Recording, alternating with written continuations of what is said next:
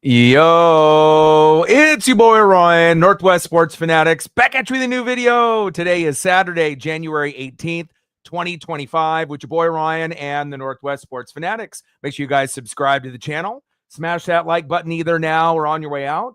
Donate to your boy if you can. Cash App $, ORIONNWSF, or the YouTube Super Chat right here. We got the NFC Divisional Playoffs, the Washington Commanders versus the Detroit Lions. Kickoff is going to be here in roughly a couple minutes, so let's cue up the music, take a look at the thumb, and let's get into some NFL playoff football. Let's get it, baby. And on the thumb, on the left, we have Jaden Daniels. And on the right, one of my favorite wide receivers in the game, the sun god, Amon-Ra St. Brown, baby. Let's go. All right, now I got to get situated here. So just give me 1 sec. Got to get all my screens linked up. So give me a second, and we should be good to go in just a moment.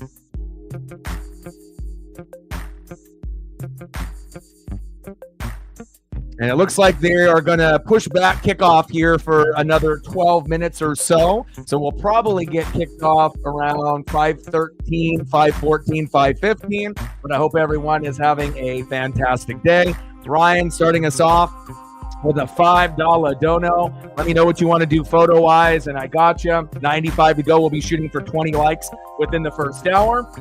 30 to 50 overall if we get the volume, and then obviously 100 in the donos on every single stream. Appreciate you. We're at 5:95 to go, and appreciate all the support that we can get, obviously, on this stream and every stream that we do. And then tomorrow's schedule, we'll end up doing the Ravens and Bills at the same time at 5 o'clock.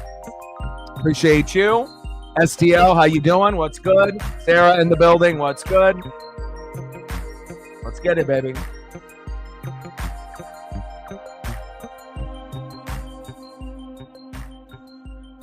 All right, let me throw up a couple Charger photos. Let me get a couple synced up here for Ryan.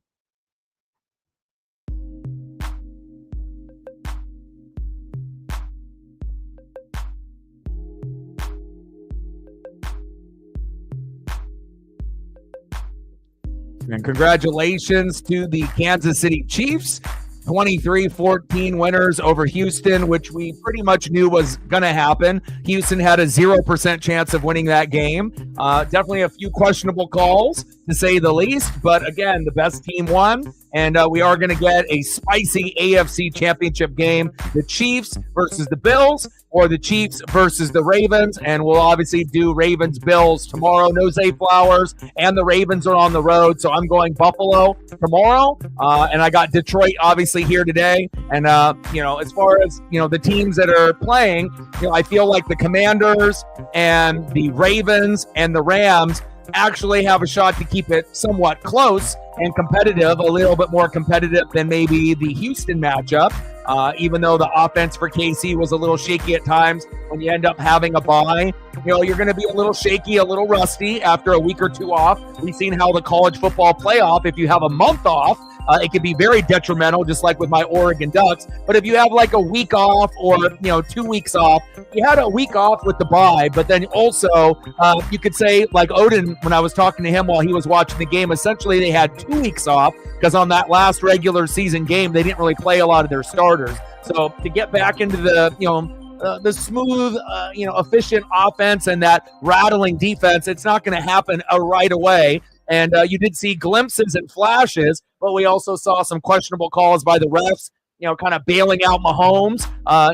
Regardless if you're a Chief fan or not a Chief fan, you can't deny the fact that the refs are protecting Patrick Mahomes like they did Tom Brady. And I know for a lot of fans that aren't Chief fans, it gets a little annoying, and again, you just want the game to be called fairly. But again, when you're a superstar, you're going to get treated like one. We saw this with Jordan. We saw this with Kobe. We saw it with Tom Brady. We saw it with Patrick Mahomes. But I think the main reason why people are getting a little bit more annoyed, with the Mahomes thing is that when he scrambles out of the pocket, right, and it's a big third down, and they end up calling roughing the passer or helmet to helmet when it wasn't, you feel cheated a little bit. Brady stayed in the pocket. He didn't really get bailed out in that same type of way, because you didn't really see him bootleg that much and run around and try to improvise and make plays. And I think that's what probably frustrates the fans the most, is that when you watch the Chiefs play, regardless if you're rooting for them or rooting against them, you just want the game to be called fairly. And I guarantee that Chief fans, when they were watching the game or when they were at the game, regardless if they want to admit it or not, and I know most Chief fans that are real, they know that some of those fucking flags were bullshit, right? They were going to win this game anyways. They don't need the help from the referees. But again, when you see questionable calls that end up being an automatic first down that could have led to a punt, it still wouldn't have changed the outcome of the game, but maybe it would have been a little bit closer, maybe 23-20, KC wins. But again, you just want the game to be called fairly, and so far this year, this is kind of what we're getting. And again, they got it from Brady. And for all the Chief fans that, were mad about Brady, you're come full circle now. Now it's Patrick Mahomes. And this is something that you just have to deal with as a Chief fan, that, yeah, there are going to be some penalties that are bullshit. There are going to be some penalties that go in your favor, and you just have to accept it. It is what it is. And again, we'll see how, the referees call the games as we go further along. But the best team ended up winning. And at the end of the day, regardless if you win by 1 or if you win by 40, a win is a win. Big facts.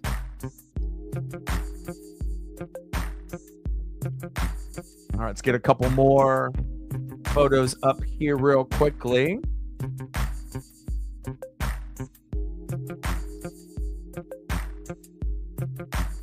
And I appreciate the $5. We're at 5:95 to go.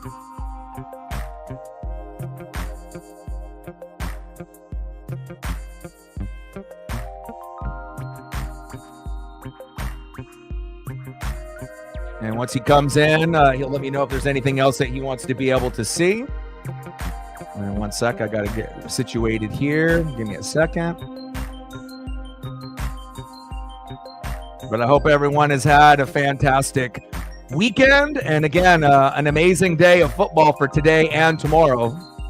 Can't wait to see what we end up getting here in this matchup.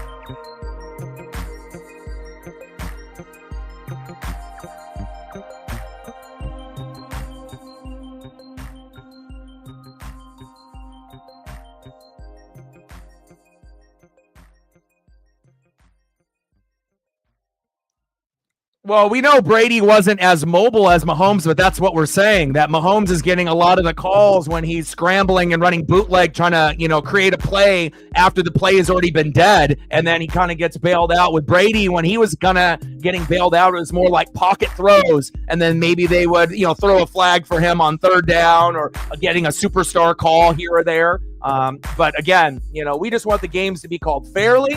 And again, at the end of the day, this is just what it is, and sometimes things come full circle. You were the underdog when Brady played. Now you're the villain, and everyone wants you to lose unless you're a Chiefs fan, right? But again, they just want you to be able to win clean, not with any extra help from the refs on questionable or bad calls that shouldn't have been called at all. And again, we saw a couple of those, like roughing the passer and some other plays that for sure shouldn't have been called. And it didn't really change the outcome of the game completely. But again, it is what it is, And again, I saw quite a few bad calls, in that particular matchup. And again, if people aren't going to bitch and moan about things if they're not there. Again, it's like you're a Chief fan or you're not a Chief fan, but at the end of the day, if a lot of people are mentioning it, it's not by just coincidence. I mean, it is happening. We are definitely getting calls that are bullshit. Helmet to helmet, then there was no helmet.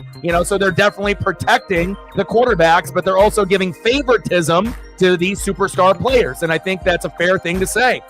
Some guys end up, getting it by reputation, and again, then sometimes you get the penalty, you get it, based on just reputation of the player that you are, and you get that call, maybe, people take it for granted and whatnot. But, at the end of the day, we just want the calls to be correct, regardless on if it's PI, not PI, late hit, helmet to the head or not. We just want the calls to be correct, overall. But at the end of the day, again, the best team ended up winning. They haven't been winning pretty really all season, but that's okay. The defense stepped up big.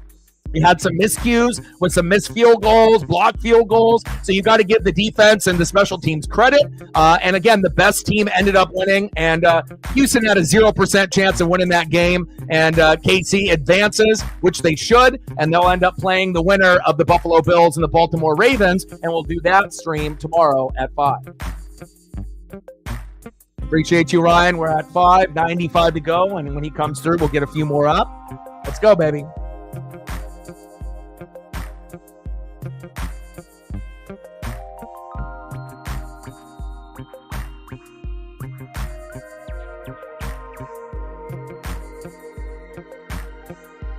Captain with a 12er.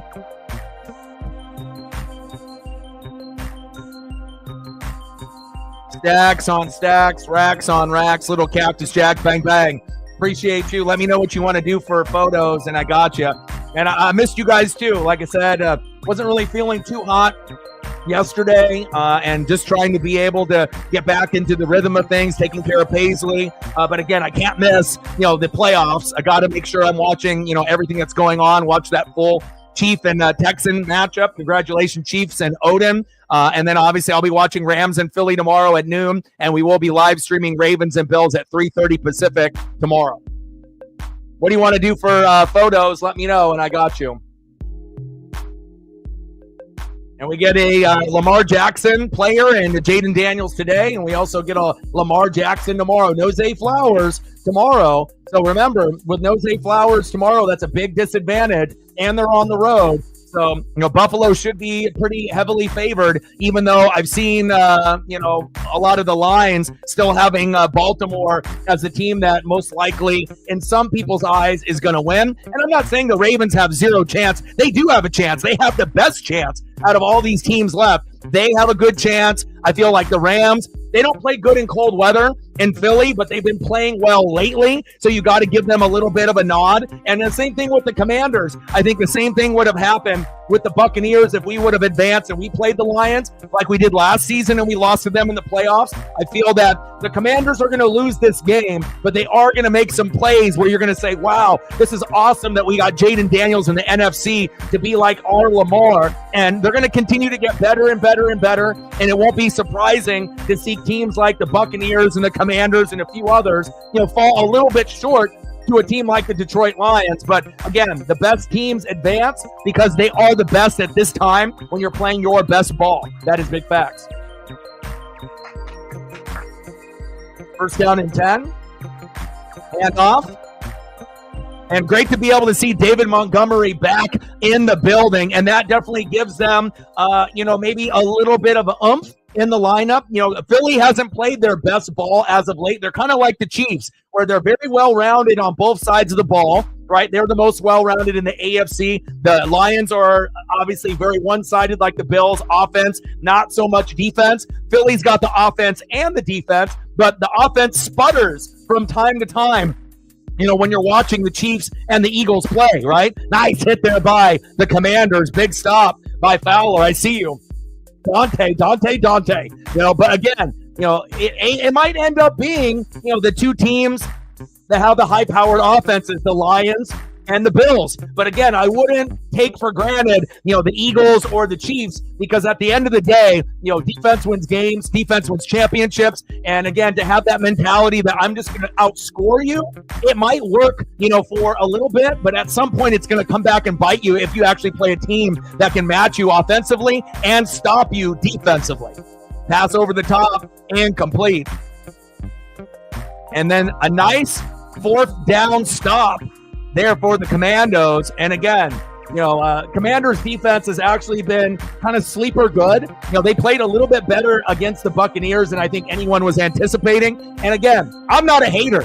The Commanders were like the Buccaneers for years and years and years, where they weren't a very good team, right? This is the best team they've had since 1991. I got fans that are Commander fans, Redskin fans. It's been a long fucking journey. And the difference is, when the Bucs were bad and a few other teams were bad, we got the right players in there to finally get good. For them, they had a shitty owner in Dan Snyder like Jerry Jones that was holding the team back. They finally forced him to sell. They got a new ownership group. They got a new GM. They got a new head coach, Dan Quinn. You get the Heisman winner, Jaden Daniels, who's like Lamar Jackson 2.0. And look what they did in year number one. Not only ended up winning the division and winning 12 games and going 12-5, they're one win away from the NFC Championship game. Pretty fucking cool. Now, I would love for it to be my Buccaneers, but, again, I don't have a problem of dropping a game to a future top 5 quarterback in this league in Jaden Daniels. And let's be honest, regardless if you like Lamar, hate Lamar, like Jaden, hate Jaden,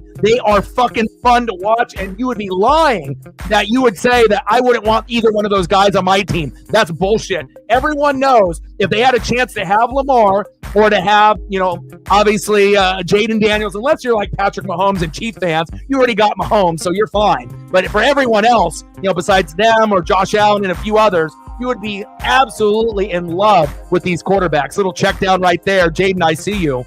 Let's go, baby. Second down. I'm ready for this game as well. Is it Mariners season yet? And then obviously we already seen what the Dodgers are doing, creating a super team. Every Japanese pitcher going there. Screen pass. Scary Terry. First down. Commanders. Move the chains. Absolutely. Absolutely he was. Uh-oh, we got a man down. We got a man down.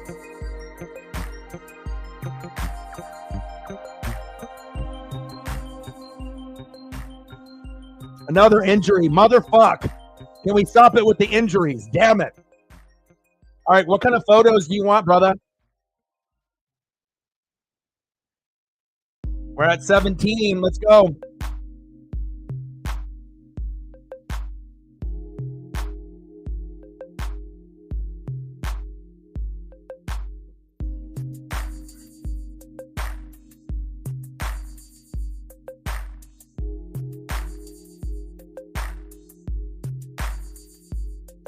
We'll give Chief fans a little love here with Chris Jones. Chris Jones. And again, this was that game was probably the only matchup where, they had a 0% chance of winning. No one was picking the Texans to win. The Commanders have a better chance to, pull off the upset than them. Same thing with the Rams and Baltimore. But if I was going through a pecking order of, the teams that have the best chance to upset, Texans, 0%, Rams, maybe 20%. I think Baltimore and Buffalo is 50-50, but I would give a little edge to Buffalo, 55-45, because they're at home and Baltimore will not have Zay Flowers. And then as far as this particular matchup here, I would probably say,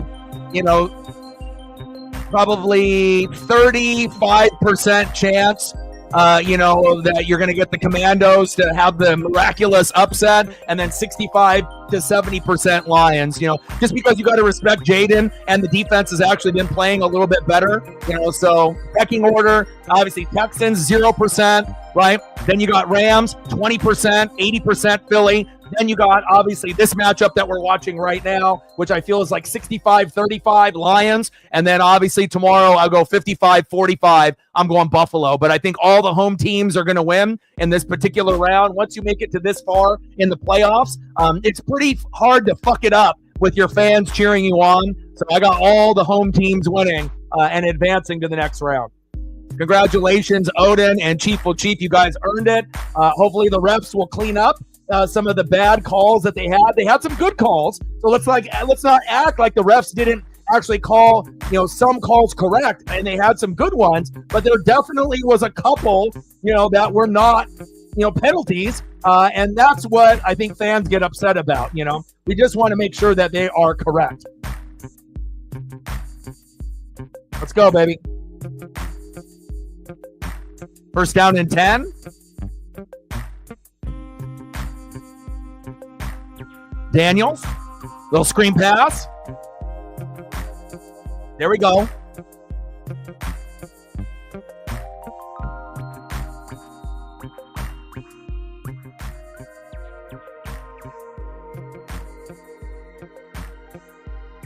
And again, the Lions are not very good defensively in hurry-up offense. So if you watch this particular matchup, don't be surprised if the Commanders do a lot of hurry-up. That might be the only way that they actually upset the Lions in this game, or if they end up only losing by, let's say, 3. They have to run a hurry-up offense. But if you're going to run like an Oregon Duck offense with Chip Kelly, you have to be effective in the screen game, right, in the running game, as well as Jaden Daniels with his arm and his legs. First down, Commanders, move the chains.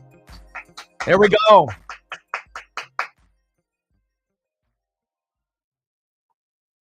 But Chiefs, Bills, Eagles, Lions. That's who I got. Not that I don't think that these other teams can't win. The only one that couldn't win was the Texans. The other 3 teams definitely have a shot. But again, I think the Commanders and the Ravens have the best shot based on their style of play and their tempo. Not that I don't think the Rams are good. The Rams have been fucking hot with Jared Verse. My problem is if they play in the cold or play in the snow, Stafford does not have a very good record in the cold and in the snow. That's why I got to be able to, say, hey, pump the brakes a little bit with that particular pick. I know that, with the California fires and everything that we had, a lot of people are rooting for them, to be able to keep going. But at some point, your good luck is going to run out and the best team is going to end up winning. So, and winning in Philadelphia is one of the hardest things to do. The only warm weather team that was able to do it is Tampa. So the Niners can't do it, and a lot of other teams can't really do it either. If you're a warm weather team for whatever reason, other than the Tampa Bay Buccaneers, it seems like teams in California and Florida or, even Texas, they just can't get it done for whatever reason. Reflect with a fiver. Appreciate you. Stacks on stacks, racks on racks, little Cactus Jack, bang, bang. Is it Mariners season yet? I know we've been talking Mariners pretty heavy. But if Jaden Daniels ends up getting a victory, that would be huge. But for the Lions and everything they've gone through this year, it seems like, okay, it's a great story, but again, the Lions have earned the right to, if they're going to lose, lose in the NFC Championship game, not necessarily this game. But again, the way that Jaden Daniels has been playing, you never know. But again, both teams don't really have a defense. But again, you're going to try to outscore the opponent. Maybe the difference will be David Montgomery being back in the lineup, with him and Jahmyr Gibbs, Thunder and Lightning, Sonic and Knuckles. That could be the difference in this game. Oh, you're back, my guy. Did you create a new profile? Like I said, I went through and I tried finding you. I was going through like hundreds and thousands of names. And again, if I could have found it, I couldn't find it. But probation is over for you. And welcome back, my guy. Appreciate you.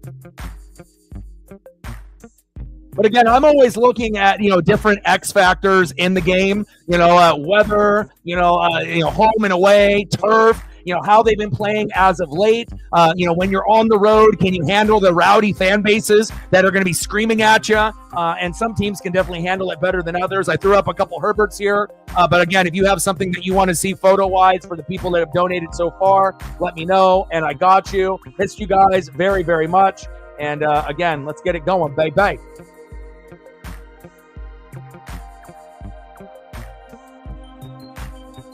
Crowder. Oh, my.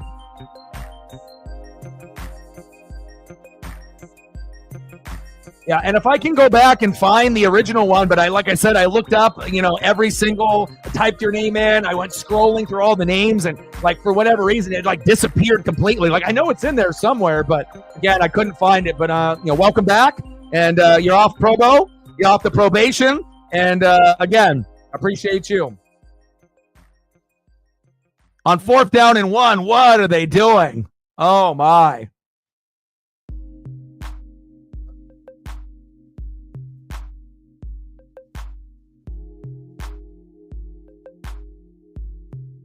All right, one sec here.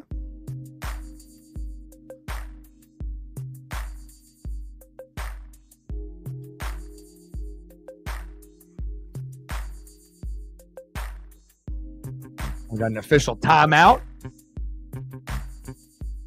And again, if you want to be like the Lions and go for it on 4th down, again, the only person that should have the ball in their hands is the guy that's on the thumbnail, Jaden Daniels. You don't hand the ball off, even though, you do have some capable running backs there that can get it done.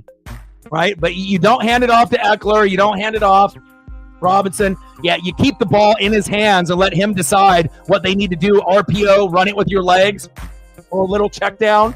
Again, you have to make sure that you're not letting the running backs dictate the fourth downs, which is kind of the opposite of what you normally do. Normally, it's like, oh, 4th down and 1, just pound it up the gut and whatnot. But again, in this particular matchup, you have to be very, very careful. Again, you are a huge underdog. And again, for other matchups, you might be okay with Robinson and Eckler and McNichols and anyone else having the ball in their hands. But again, in crucial moments in the playoffs, you want to make sure that Daniels is the one that operates the play. He either hands it off, or he pitches it, or keeps it himself, which would probably be the best route to go. And again, they decided just to hand it up off the middle, which works for probably 90% of teams that run that play, 4th and inches, 4th and 1. But again, both teams up front have been playing a little bit better as of late, even though they don't really have defenses. And we'll see how it goes. Got to go to Jaden. And, and it's not like, I'm the only one that's going to think that too. Again, and you still could have gotten that first down with, Robinson or Eckler, and I still would have said the same thing. You want to make sure that if you got a guy that's like Lamar Jackson and, he's got the ability to stretch plays, you have a better chance of getting a first down with his legs and his, brain and his hands, everything Jaden to be able to, move the chains. If it's a preseason game, fuck it, run it up the middle. If it's a regular season game, fuck it, hand it off. But in a playoff game, in a big one, on the road against the Lions, you got to be able to make sure that Jaden Daniels has the ball in his hands more times than not. And I'm not saying that it needs to be all him, because we've seen what Lamar has done. When it's been all Lamar, it's backfired, right? At times, you still need to make sure you're going to your weapons, your wide receivers, your tight ends, and your running backs. But on 4th down, that's got to be a Jaden Daniels play. Come on now.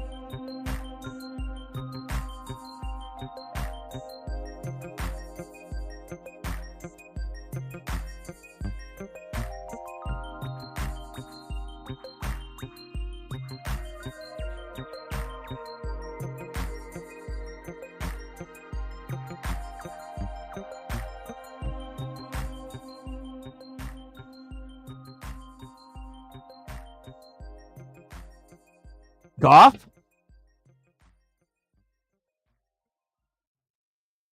J-Mo, baby. I see you.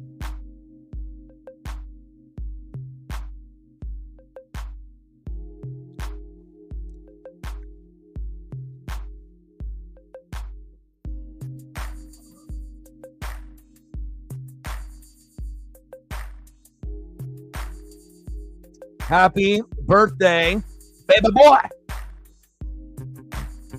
All right, 1st down and 10. And the Lions are definitely going to make the Commanders pay. Don't be surprised if they end up scoring a touchdown on this particular drive. They're very good at teams when they get a little greedy, trying to play Dan Campbell football. Again, it could end up being just 3, but don't be surprised if they end up getting in the end zone to make them pay for that dumb decision. And you want to make sure you're playing the field position game. Yeah, we know that both teams don't really have a defense, but as of late, both defenses have sneakily played a little bit better than I think people anticipated, right? We know that they don't have defenses like the Chiefs and the Eagles, but that doesn't mean that they can't play good once in a while. Nice little check down, Jahmyr Gibbs. I see you. 1st down, Lions. I think Jello is going to swing, is going to be rapping Tweaker at halftime, obviously, that he was there and whatnot. So kind of crazy, all of the Ball brothers, making waves either in the NBA or now with a record deal for Jello. Okay, I see you. 1st down and 10.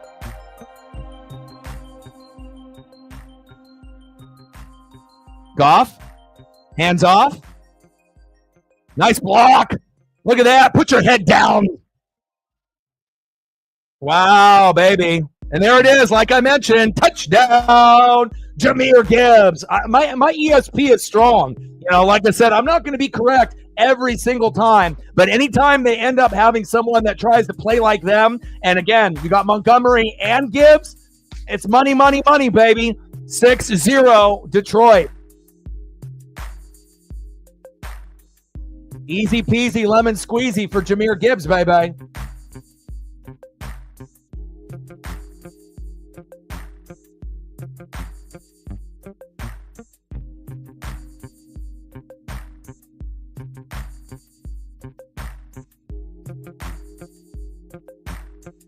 Extra point is up and good. 7-0 Lions. And again, it's like I feel that, you know, the Commanders are like the Buccaneers. They were not going to win this game. But again, they could make it a little bit closer where you might end up having one team, you know, if they play good football, maybe they end up losing by as low as 3.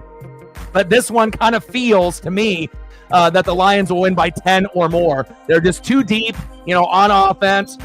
They're at home. You know, everyone is there. And again, if the Commanders are going to be able to, you know, upset the Lions or make this game close, they have to win every 50-50 play. They have to be able to, you know, if you're going to go for it on 4th down and not punt, you have to get first downs every single time. You can't go for 4th and 1 and give the ball up, and then boom shakalaka, a few plays later, you're down 7-0. Facts. This guy's good.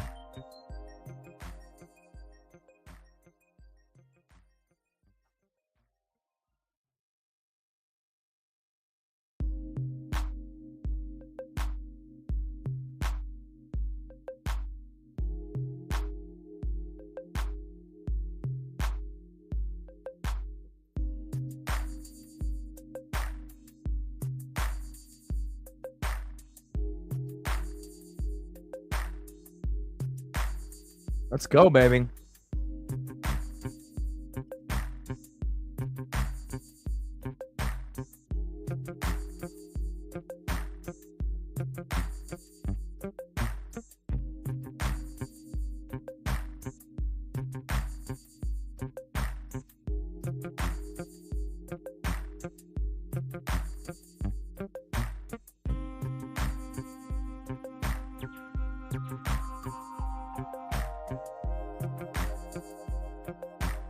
I see you, Jahmyr.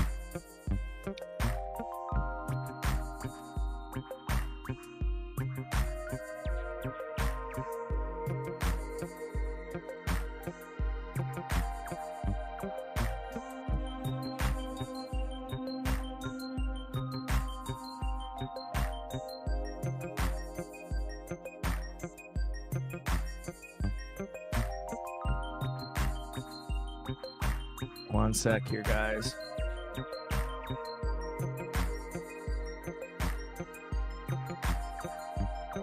Had to reconfigure my stuff here real quick. Give me one sec. Okay.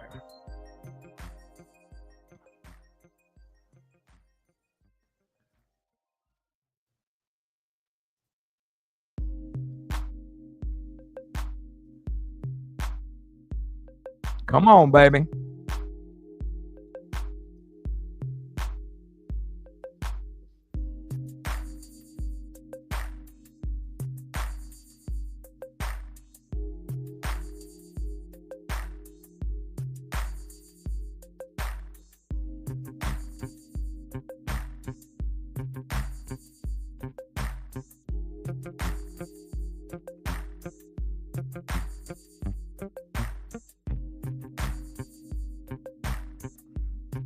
Okay, here we go.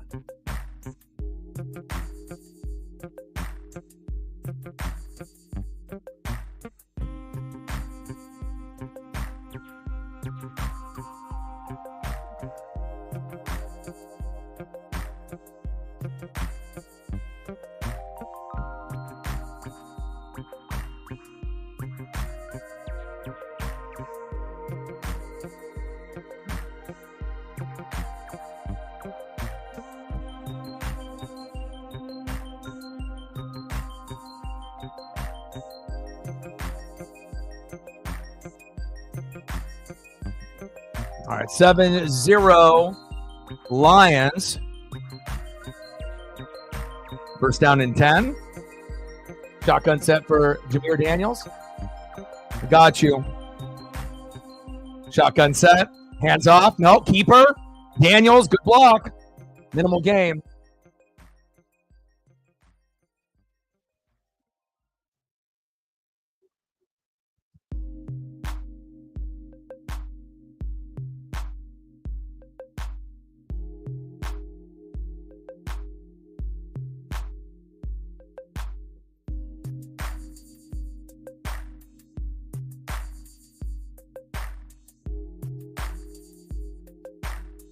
I got you, my guy. Daniels, wide open. Scary Terry. First down. Commandos, move the chains.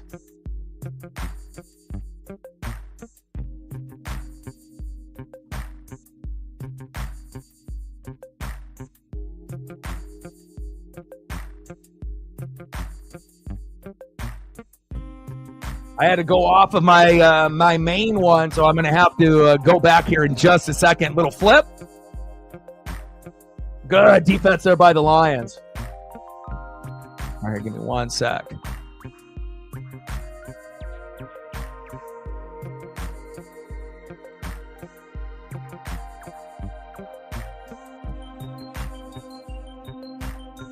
Okay, there we go. Anzalone.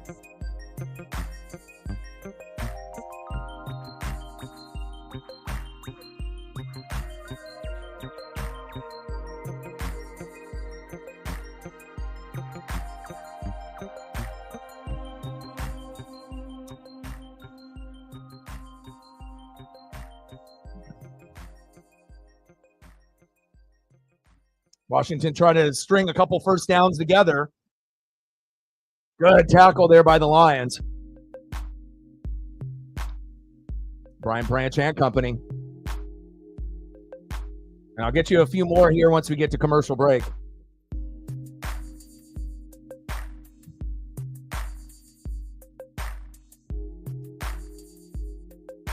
Not JT with a $5. Appreciate you.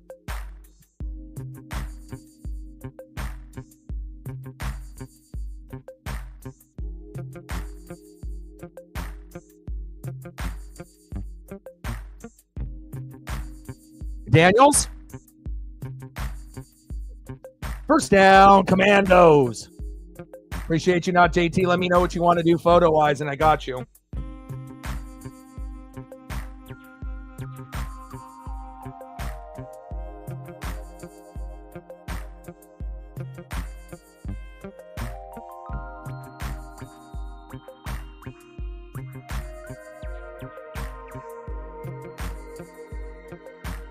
I got you, my guy.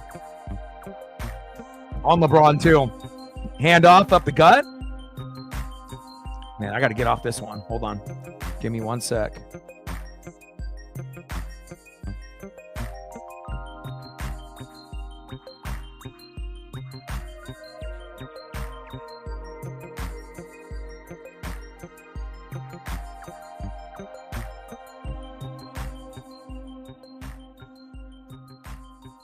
$27.73 to go.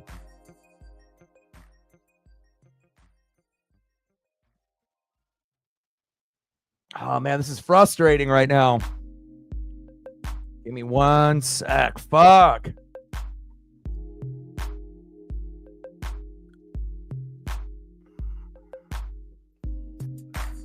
me 1 sec here. Something's got to go my way here.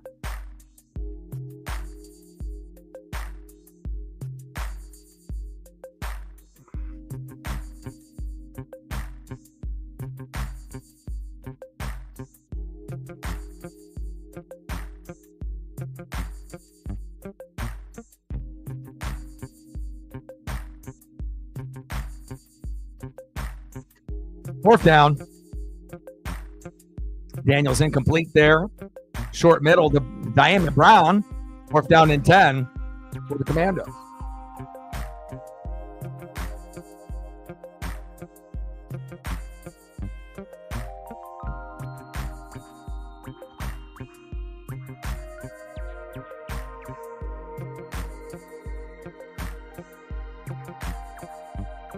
Yeah, well, you could say the same thing for Detroit, too.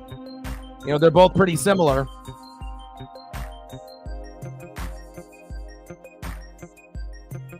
Paul Kenton, okay.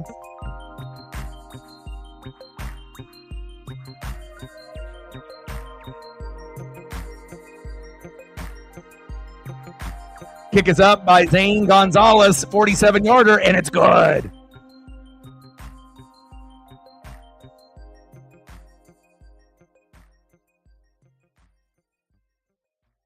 Do you own some of the artwork? Looks like he does digital artwork.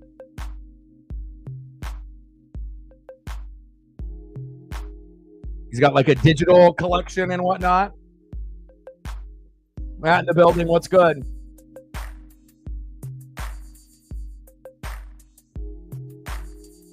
No, nothing, no odd request. You know, like I said, you know, anything that we can end up seeing. But this is when I put in his name, I just put Paul Kenton art, and then some things come up here. It looks like he does like a lot of digital stuff. I assume that's the right person.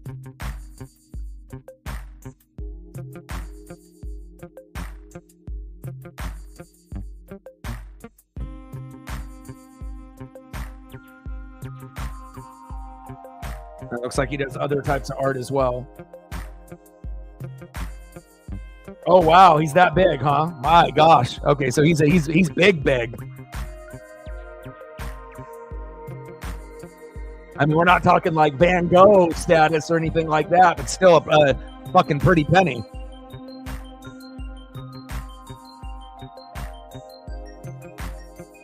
See if I can find let's see, this is a picture. Let's see this next one here.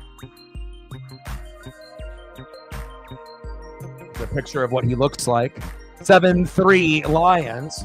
And again, I like being able to showcase, you know, random, you know, photos. It doesn't always have to be basketball, baseball, football, hockey, wrestler. You know, we got into some cars, you know, a few days ago when we ended up doing our college hoop stream, you know, for Amber and Sarah and a few others.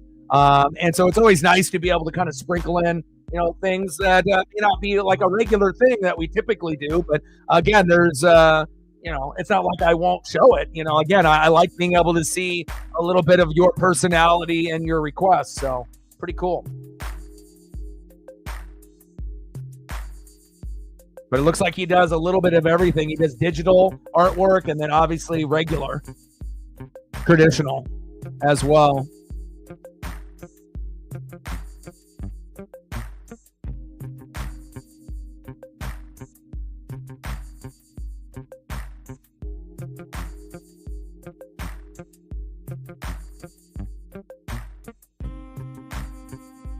Yeah, he's got some cool art, man. I'm just like going through, just typing in Paul Kenton art, you know, on Google and whatnot. And it's pretty cool, man. Like, he definitely has some talent there. Where is he from? Is he from the Pacific Northwest? What made you like him? Is there a particular connection that you have? And Gonzalez kicks it out there. 14-yard return, 7-3 Lions.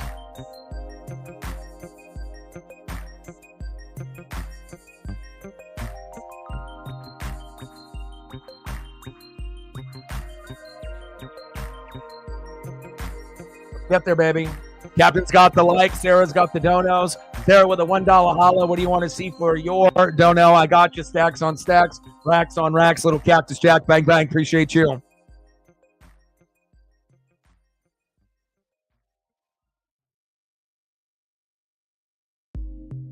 Jahmyr Gibbs. Oh, my. Oh, my God. Jahmyr. Give me a little bit of Jahmyr here, Laporta here, Jahmyr here. Woo! Oh, my. 33 yards. First down, Lions. I mean, they got Laporta, they got Gibbs. We need to get them on all the football, though. Overseas UK.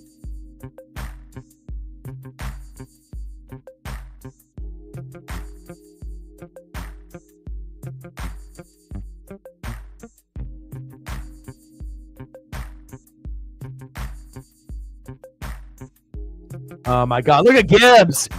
Oh, he is just incredible, isn't he? Oh, my God. And then back to it goes to Laporta, Gibbs, Laporta. What a combo. Oh, my gosh. Oh, my gosh. Yeah, he's got some. He definitely has. Let me see if I can get a photo of him. Let me see here real quick. So you can actually see, because you only saw the side profile. Real quick here. Let's see if we can. Here we go. So you guys can actually see what he looks like. He's part of the Bald Boys crew. Like me. Bald Boys, baby. He's got a good eye.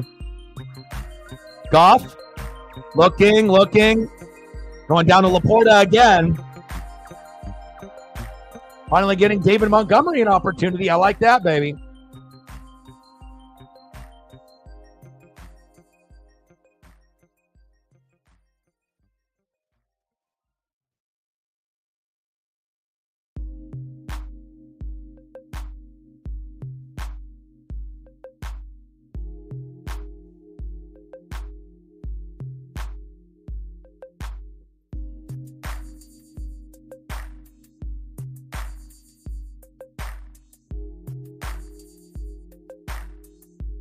Goff, Montgomery. I like seeing that, baby. Montgomery. 3rd down and 1. Sarah's like, I need one of these in my life. Appreciate you.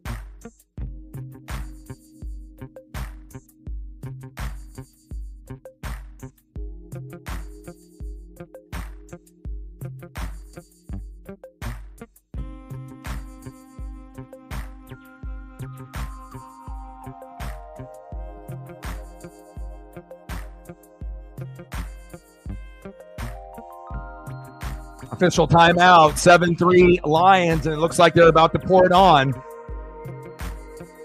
Oh, and a big turnover. Oh, my. I mean, that's exactly what you needed if you're a Commando fan. Instead of, him pouring it on, getting it to 14-3, you get a big turnover there. Nice pass rush as well. Okay, Commandos, I see you. Wow.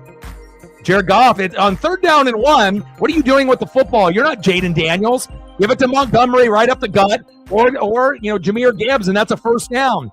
Come on. And that obviously plays into Washington's hands perfectly. All right, see if I can get a few more photos for you guys.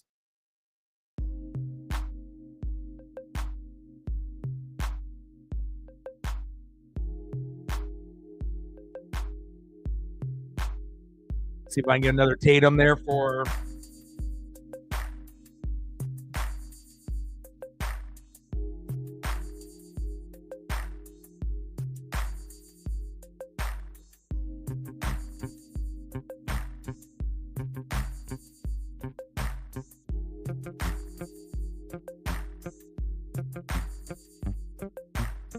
And we'll be live tomorrow for the Ravens and Bills at the same time. I'll spend time with Paisley and watch the Eagles battle it out with the Rams, and then we'll end up doing that live stream tomorrow at 3:30 Pacific. Should be awesome.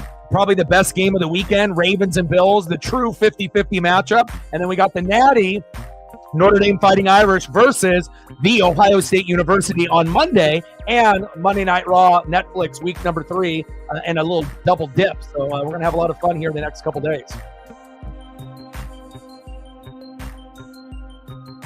Appreciate you, Ryan. Got you a couple of those. Now I got to delete some of these and make some more room. Oh, look at Tatum on LeBron. And I ended up watching, I was going to try to do a stream, but I wasn't really feeling too well. But I ended up watching the Thunder and the Cavs go at it for the second time in like 2 weeks. Donovan Mitchell needs to play better. They won one game where he played bad. And then the last game a couple days ago, Captain watched it as well as myself. It was already over in the second quarter. So, the Cavs are still a fantastic team. But again, they're going to need Donovan Mitchell to play like Donovan Mitchell. If they're going to end up matching up with that team in the NBA Finals, he's got to play better. I know that they have other guys that could step up for them, but when they play their best ball, everyone is involved. And again, it's not like they have Chet Holmgren on the other side. And I was pretty impressed with what I saw from SGA and company. Big fumble there. Come on, Goff. Robinson, 5-yard gain, 2nd down and 5 at the Washington 42. Whitey, oh my. Haven't seen you in a minute. What's good? What's new in the wrestling world that you can update us on? What you got for me? End of the first quarter, 7-3 Lions. Good to see you, my guy. Obviously Kenny Omega back in AEW, WWE is still supreme. You got anything new for me on the, I know that they have the TNA merger and whatnot, so you're going to see some of that. But if you got anything new wrestling-wise that I need to be able to start watching or, get up on, let me know. Yeah, rest in peace. Euchre.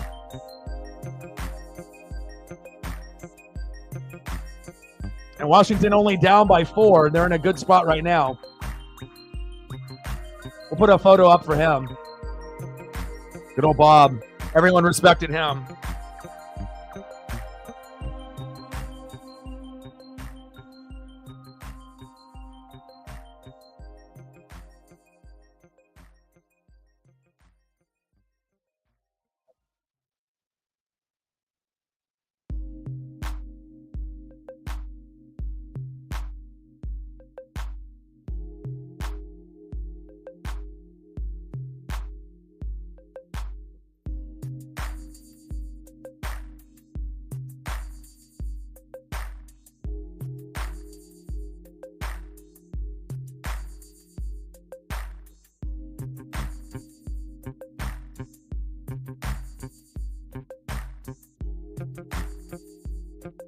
I think most people, if you watch baseball, you have at least one memory, regardless on, him doing his own broadcast, for the Brewers. And then also when they would come into town, I've seen a few, clips that they've released within the last few days with some of the Mariner personnel. And, when he would go into the booth and kind of mingle and whatnot, I don't think there's really anybody that has anything bad they can say about Bob. Lived a tremendous life, and rest in peace.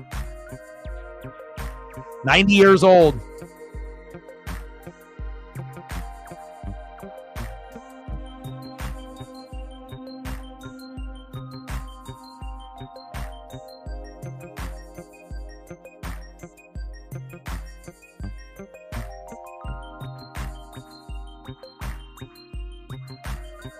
We missed you, my guy. We're starting to do Monday Night Raw, live stream, kind of watch parties on every Monday. And then on top of that, Goff fumbled. Goff fumbled on 3rd down and 1. And then, we're obviously doing the PLEs once a month. We're at least trying to. And then I'm trying to do every single Monday Night Raw. Now, obviously, we've had some playoff football, so we've had to double dip. But we will be doing the Natty with Notre Dame and Ohio State, but I will have Monday Night Raw on Netflix in the background, and I'll be doing commentary on both. So,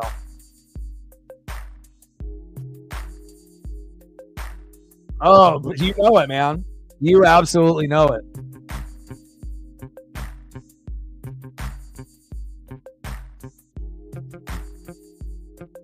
Yeah, it was 3rd down and 1, and then instead of handing the ball off directly to Montgomery or Gibbs, what they normally do, right? Then they had Goff kind of, hanging on to the football too long, and, trying to, be too cute out there, and then, Washington's defense stripped it out, and then they got the turnover there.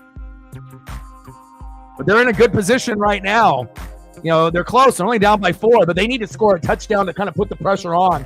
Even getting a field goal and getting it to 7-6 would be great. But again, touchdown would be huge to kind of swing the momentum for the Commandos. Daniels wide open. Davy Brown. First down. Commandos. Boo, boo, boo. Oh, my.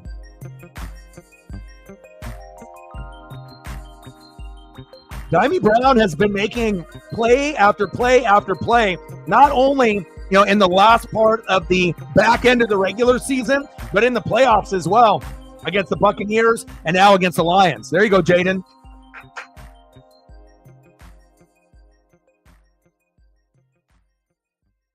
No problem. Yes, they have been. Nice. Yeah, and like I said, if you got anything that I need to be watching, send me a link, man. I don't got anybody else that is in, that hardcore in all of the other federations besides you. So whether it be NJPW or Impact or TNA or anything else other than WWE, I've been trying to watch a little bit more AEW as well. Daniels will play action, scrambling, gambling. Good block right there. There we go. Looks like they're about to score here.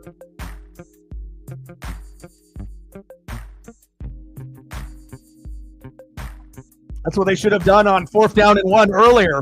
Both teams, doing the opposite. Goff having the ball in his hands and then obviously fumbling. Jaden Daniels should have had the ball on 4th down and 1, and then they decided to hand it off. So you're starting to see you got to make sure you have the best players, with the hands, with that football at that critical time to move the chains or get into the end zone. Daniels on 3rd and 3 and complete.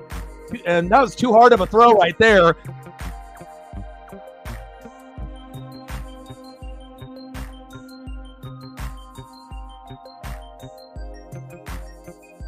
Daniels, they're going for it again. 1st down. Commandos down to the Detroit 2. So bad it hurt Zach Ertz. Oh my. And again, it looks like both of these guys are going to be uber aggressive. So what you see from Dan Campbell, you're going to get it from Dan Quinn. The Dans, it's the battle of the Dans, baby. And you don't really know what's going to happen. But again, both guys are going to be taking more chances. We already know Campbell does it, but now Quinn is starting to become mini Dan Campbell. Okay, 4th and 3, no problem. So bad it hurt Zach Ertz, and they're just about to get into the end zone. Daniels incomplete. He needs to be able to just, Scary Terry, he's open almost on every play. Diami Brown, so bad it hurt Zach Ertz. And again, they're going to try to use Daniels' legs, but again, at some point or another, depending on, with the defense being so close right there in the red zone, you have to be smart here. 10-7 or 7-6. The Commanders need a tutty. 2nd and goal. Pushed out, loss of a yard. Come on, 3rd and goal. Shitty-ass pass on 1st and goal.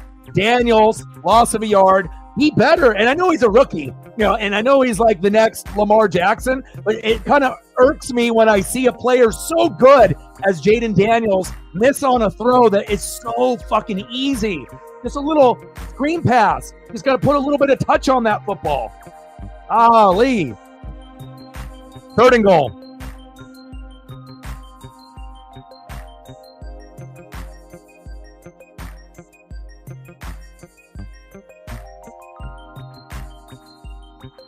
And you don't got any blockers outside on that 2nd and goal play. Again, if you're going to run something like that, you need some big boys up front, Now, if they had like Trent Williams still, way back in the day, if he was still there, then you could pull a guy like that. But I don't know if they really have an enforcer, on the line. If you're expecting Robinson to lead block for you, good night. That's not going to work on Joseph and company. Penalty. Pass interference, automatic 1st down. They're about to take a 10-7 lead, baby.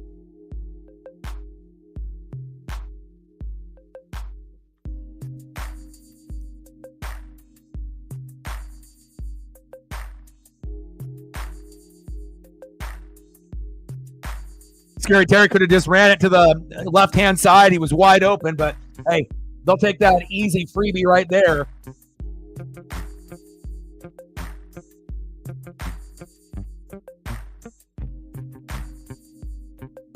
But the Lions defense is making them trying to earn it, though. Robinson up the middle for a loss of 1, 2nd and goal, but they will punch it in. Megan with a 5er. Sorry to hear that. Appreciate you. Stacks on stacks, racks on racks, little Cactus Jack, bang, bang. Once we get into commercial break, let me know what you want photo-wise to cheer you up, and I got you.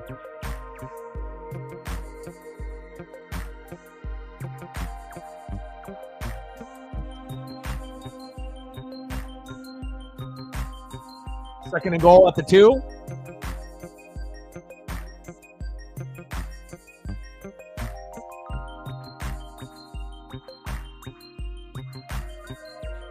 And again, it's like you don't have the same explosiveness as Gibbs or Montgomery. Like, why are you running it right up the gut? Yeah, I get it. Like, Aiden Hutchinson isn't there, and the Lions don't really have a defense. But there it is. Touchdown. Robinson finally gets in there. The blocking finally holds up. 9-7 Commanders. Nice job. And, Commander fans are, genuinely happy for the first time since 1991. And I'm happy for them as well. I would love to be in this position that they are in, but the same result more than likely is going to happen, where the Bucs and the Commandos will fall just a little short. But right now, Commandos, they're bringing everything they got. Nice job, Brian.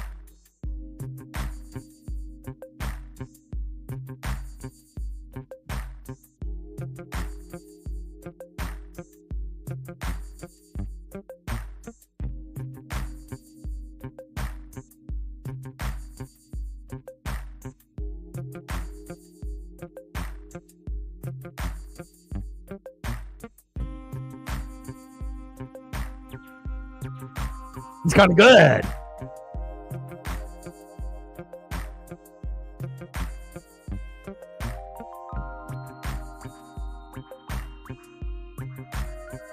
Got an injury down on the field. Hopefully that person will be okay. I think it was a lineman, but I couldn't really see as they cut away.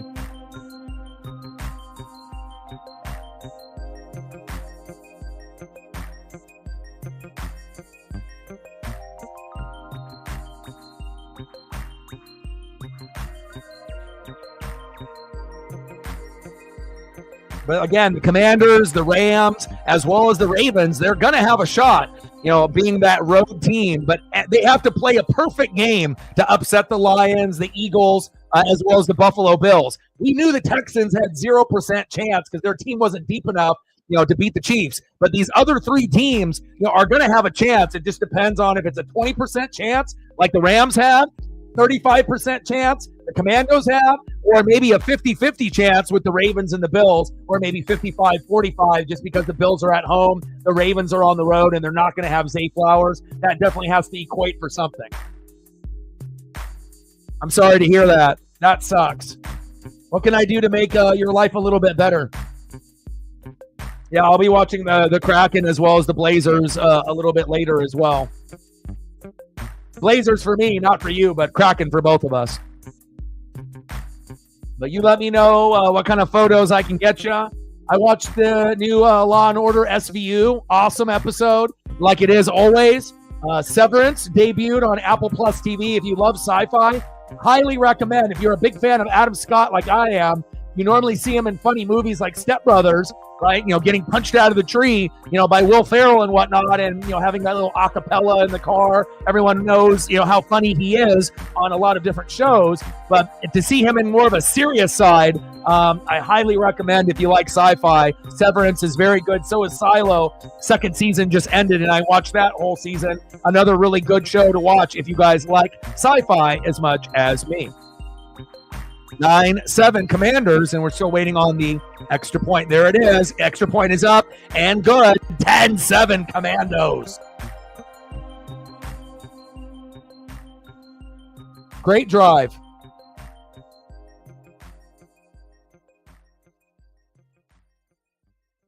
Yeah, and he had a little PTSD, and then when he went back into the market to order the coffee, and then obviously having the PTSD a little bit of what happened to him when they ended up kidnapping him and holding him hostage and whatnot. So, yeah, he definitely had it rough, but again, to be able to, watch him and the family at the end and finally crack a smile, that made me smile a little bit too. Every person, will have a breaking point at some point. But again, you just have to dust yourself off the best way that you can and then realize, life is worth living. And then you just got to be able to dust yourself off. Sometimes it takes a little bit longer depending on what happened. And then you can get back to, hopefully being your normal self sooner than later.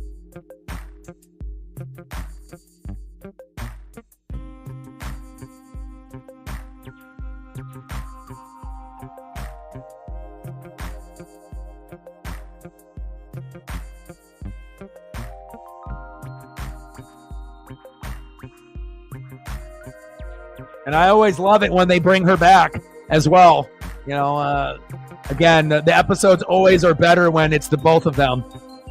And you can have Olivia with her right-hand woman.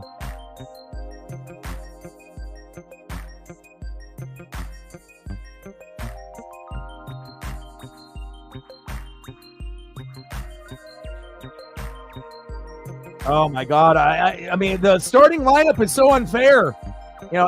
Everyone looking at their team, it's just fucking ridiculous. Even the other players that they ended up scooping up, like, I don't think people realize, like, Michael Conforto from the Giants, he's a good player. You got Blake Snell, Shohei Ohtani, Yoshinobu Yamamoto, Tyler Glasnow, and then they just got, Sasaki, which is going to be a Japanese pipeline, to the Dodgers pretty much forever, right? Decent return there by the Lions, right? And then you end up getting, right, Michael Conforto. Then you got Tommy Edman. Teoscar Hernandez is back. Mookie Betts. They end up bringing in Hye-Seong Kim, right? So they add him and Conforto. Muncie's still there. Freeman's still there. Mookie's still there. Will Smith is still there. Shohei Ohtani's still there. Like, it's going to be pretty tough to beat the Dodgers if we're being honest. Again, their injuries are going to come back and bite them at some point. But as long as they have one or two qualified pitchers out of the 5 or 6 that they have, that might be enough to win the World Series like it was this year. Goff, going long, going deep, and complete. Oh, my. The starting pitching is just fucking wild.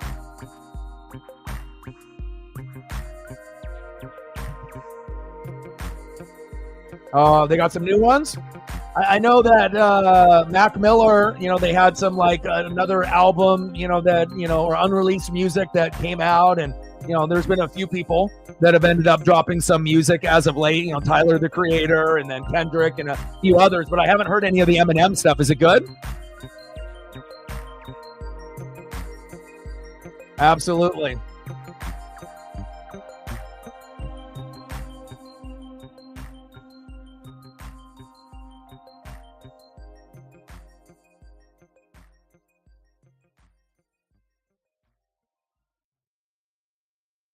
And Ichiro should be unanimous. Ken Griffey Jr. should have been unanimous as well, but, you always have a hater from New York, hating on him for whatever reason. And so that was kind of unfortunate, but I don't think anyone will be a hater towards Ichiro. At least they better not. Oh, what a catch on 3rd down and long. Amon-Ra St. Brown with the blue hair. First down. Move the chains. I see you, baby. But we got a flag on the play. Defensive holding decline. First down, Lions. And we can't wait for this. Love me some Ichiro. And it's kind of weird that, I started to actually get, a lot of Ichiro, memorabilia for Christmas. Like, I ended up finding some old Ichiro stuff. And then I didn't know that my family was going to get me a bunch of Ichiro collectibles. But I got my very first Ichiro autograph on a photo, PSA, DNA. Got some rookie cards. I got a bundle of Ichiro cards, like 50 of them, all singles that I don't have from his rookie year. And, most of them are on the Mariners. Some are on the, Yankees and Marlins, but most are Mariners. And, pretty cool. My dad hit it right on the head. First down, Lions. Jahmyr Gibbs doing Jahmyr Gibbs things. But once we go into commercial break, I'll hit you with some more Ichiro. But love me some each.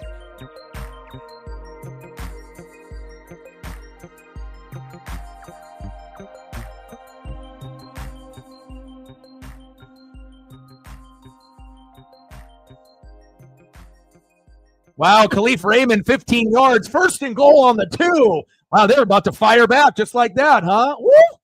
Oh, my.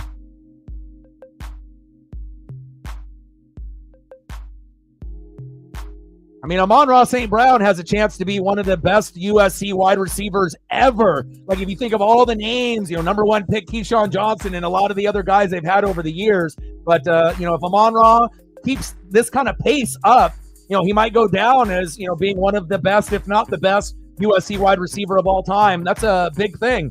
Again, very likable, the Sun God. Khalif Raymond is a little slippery there. Good defense there.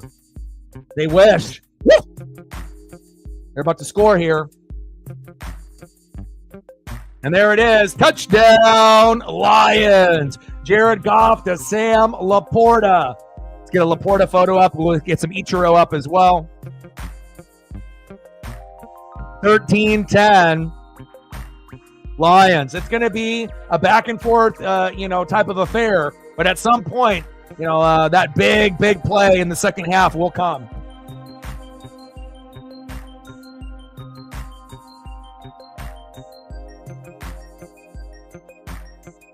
Nice job, Sam. He's good.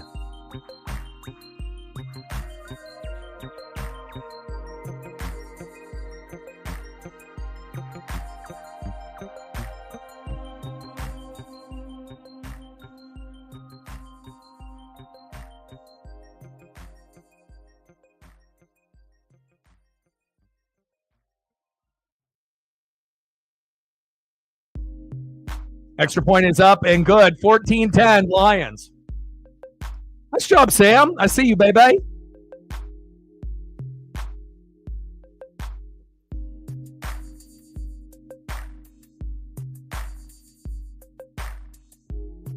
I need a better photo than that one.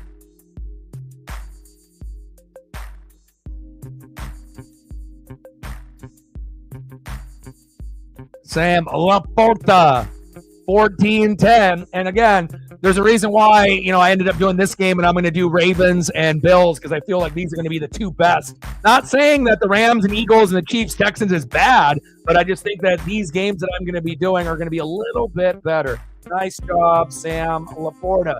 It don't matter if it's Gibbs. We're still waiting on Montgomery, but Montgomery isn't the lead back anymore. It's Gibbs. So they're going to use Gibbs as the one, and Montgomery is a change of pace back. It's kind of easing him back into the action. And let's get a little bit more Ichiro up here as well.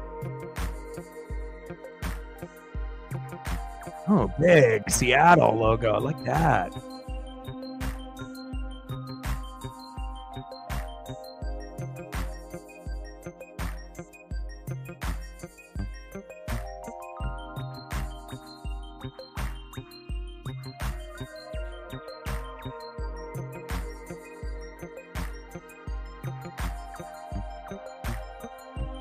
Each.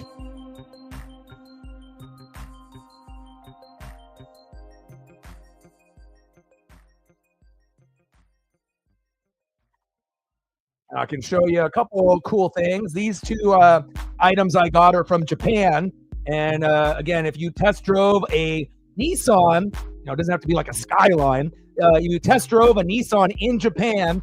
This was back before he actually came to the Mariners, you ended up getting like these promo cards. And my dad reached out to a guy in Japan and ended up getting one of each from him, one of these promo cards as well, and circular, as well as a calling card. If we can get it without the glare. But see, it's like circular there. And then on the back, it's almost like a playing card. It's pretty dope. So I got one of those. And then obviously the Ichiro, let's see if you guys can see that. But the Ichiro calling card, look how young he is. I mean, he literally looks like he's 15 in this photo right here.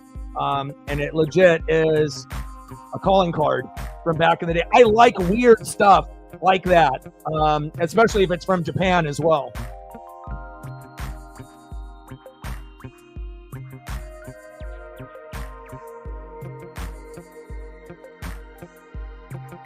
And once we get into halftime, I can pull out that Ichiro auto that I have from the World Baseball Classic when Japan beat the USA a few years back. Pretty cool. Laporta, baby.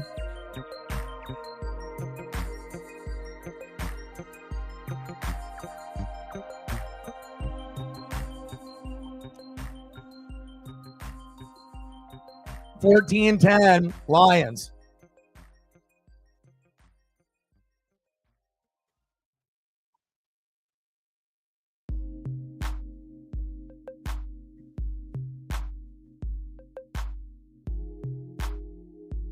I don't know if this will have the glare, but we'll see.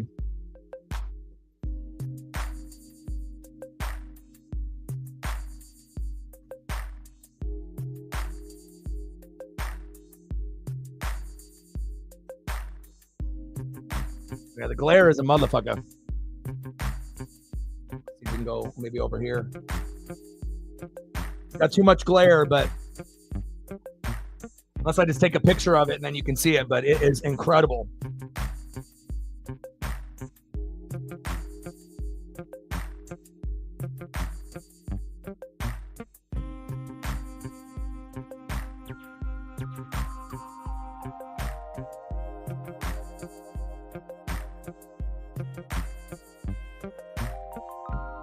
It's got Muranori, Kawasaki, and Ichiro both autographed it from the 2009 WBC.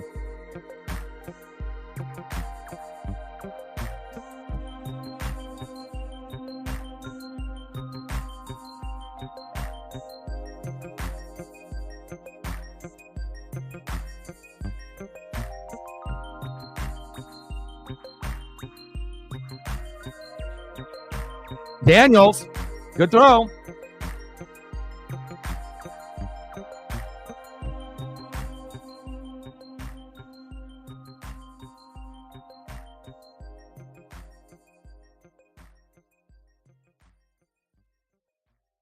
Oh, touchdown, Commandos. Oh, my. Scary Terry. Woo!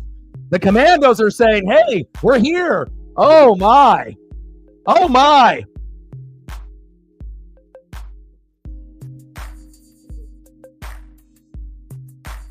Woo!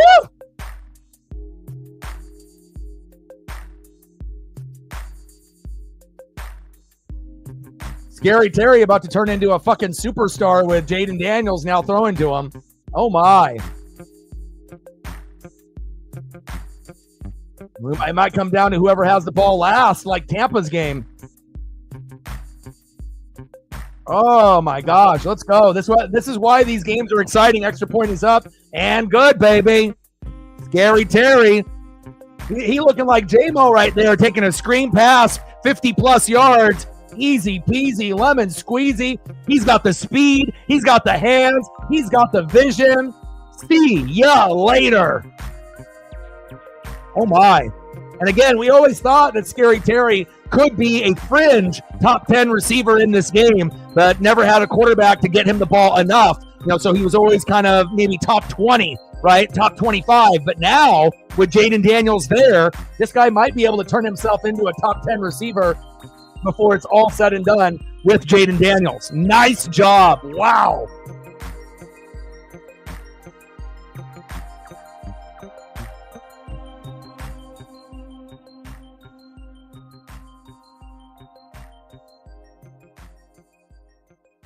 Look at Scary Terry's eyes in this next one. He can't even believe he's got a quarterback this good. He's like, oh, my God, he threw it to me. Nice job, Scary. Making this a game, baby.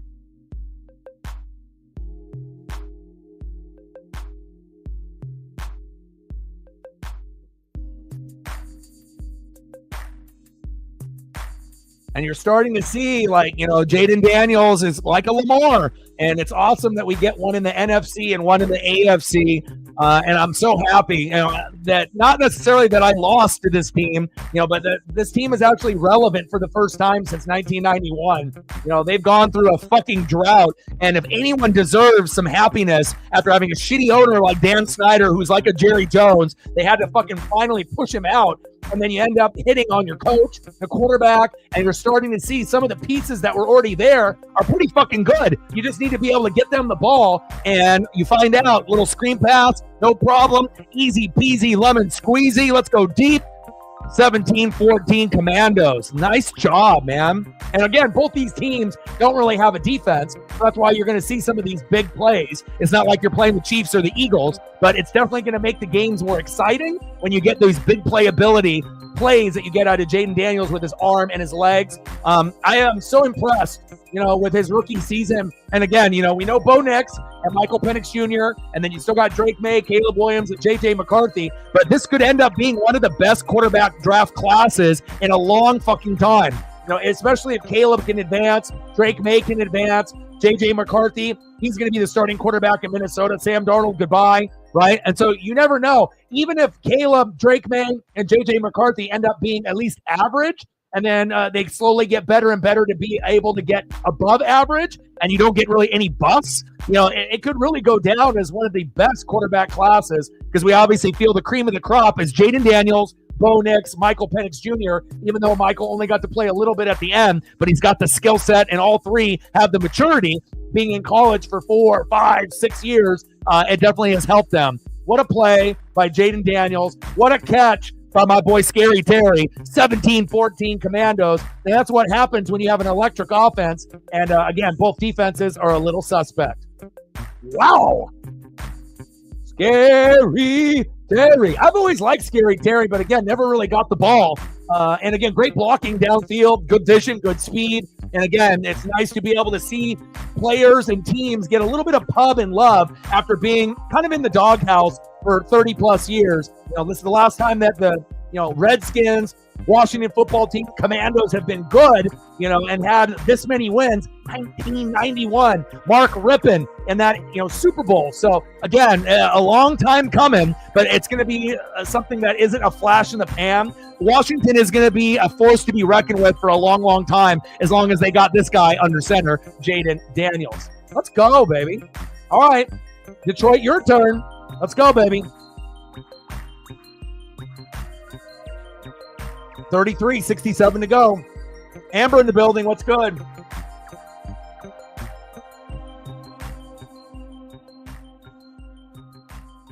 How you doing today, Amber? Are you doing a little bit better than you were a couple days ago?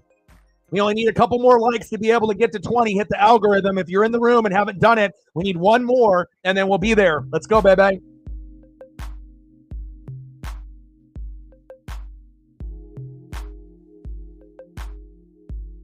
Gibbs for 1 yard, 2nd down and 14. He's electric, baby.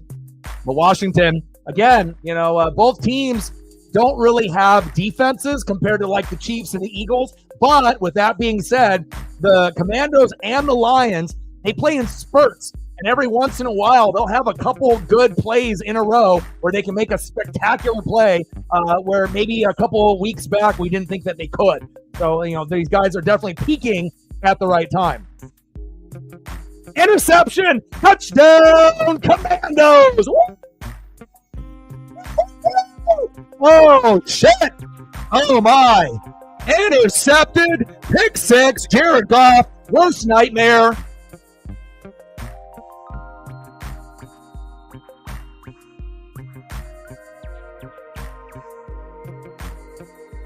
Oh, my! Oh, my! And the game's not over. Extra point is up and good. But again, this is what needed to happen for Washington to, make this an upset or to push Detroit to their fucking limits, right? They needed to be able to play perfect ball, and they needed to get lucky in special teams or defense with a touchdown. And Jared Goff, there's going to be some games where he's going to go 21 for 21 and, 250, 300 yards and be perfect. You got to make sure you're on point. And look at the return. Woo! Oh my, nobody saw that coming. Nobody. Quan Martin, 40 yards. Are you fucking kidding me? Oh my God. You fucking kidding me? Told y'all this was going to be a great game. And a lot of times, Jaden Daniels would have to bail this team out. Quan Martin says, hey, watch me. Watch me. I'm going to be a big part of this defense today. And it's one thing to get the pick, but to be able to take it back to the house, how humiliating is that for Detroit? And again, now you're down by 10. You have to get a touchdown here to respond. And hopefully this ends up being like a 44-41 kind of game. It definitely feels like it has that potential. Wow. Unbelievable. He's doing it on the offense. Quan's doing it on the defense. Woo! 40-yard pick 6. Jared Goff, what are you doing? Oh, my.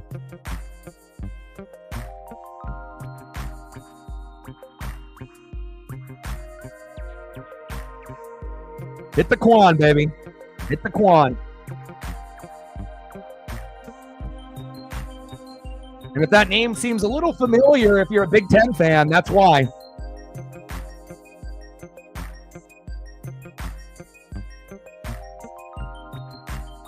Camp standout. Oh, my. Quan.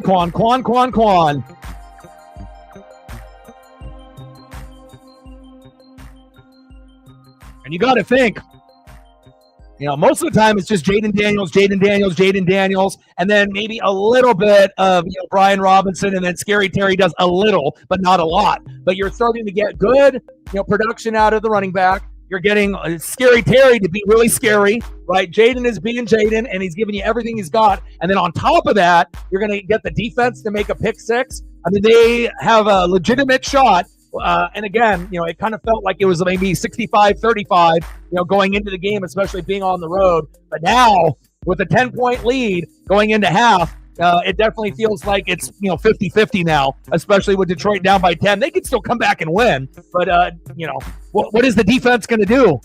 For Detroit, you have to answer back. What a fucking play! Unbelievable.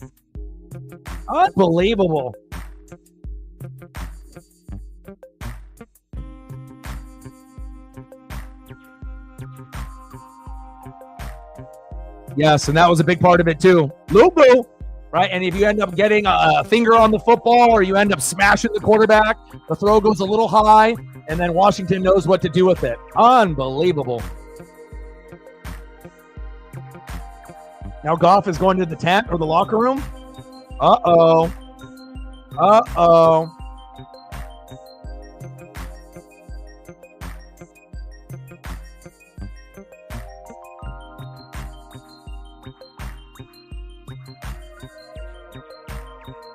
Penalty on Gibbs on the false start, and all the momentum is Washington. Oh, shit. Where was the penalty on that? I mean, we've seen Mahomes, get protected. Can you imagine if someone did that to Patrick Mahomes? That person would be suspended for the rest of the season, right? You wouldn't even be able to see that player ever again. They'd be cut from the NFL. My God. Holy fuck. Holy shit. I didn't know he hit him like that. Oh, my God. That makes and that was after the pick, too. Oh. Gibbs up the middle. 2nd down and 1. Nice game there. Wow. That was definitely a dirty hit there on Jared Goff late. Big pick 6. Reflect. He had that big score for Scary Terry on a screen pass, 50-plus yards. He got in the end zone, right, just after we thought, oh, it's going pretty good now, 17-14. And then you get a pick 6 here, hit the Quan Martin, and then this is where we're at now. Jahmyr Gibbs, and he's going to have to try to do everything and anything to be able to get them into the end zone here. Where is David Montgomery?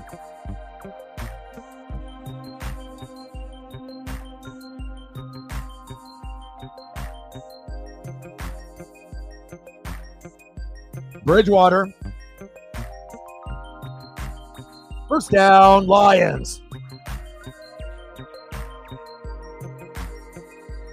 Yeah, Goff with the fumble and Goff with the pick 6, and when that happens, they typically don't win. But like that, boom, touchdown, Lions. J-Mo. It's going to come down to whoever has the ball last. Defenses are not good on either team, so to speak, even though we did get a pick 6 from Quan Martin. So they're showing that they got some defense, but you're going to get a lot of points given up, and that's what you're going to, I think, probably happen with the Ravens and Bills tomorrow.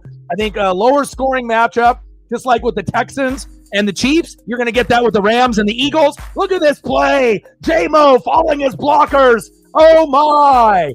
Woo! What a game. Let's go. $3 holla, stacks on stacks, racks on racks. Where is J-Mo? Oh, my God. J-Mo. Woo!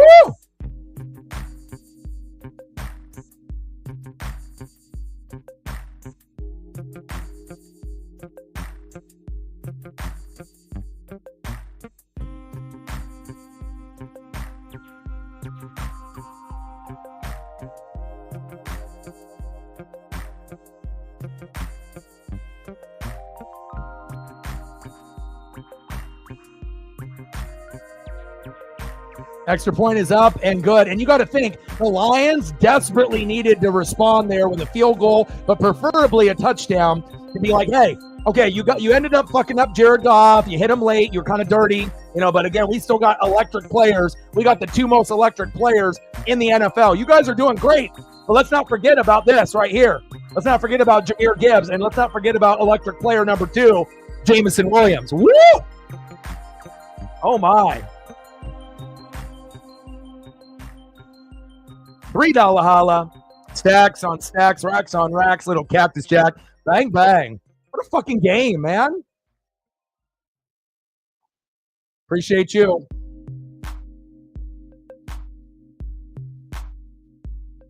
24-21. Incredible.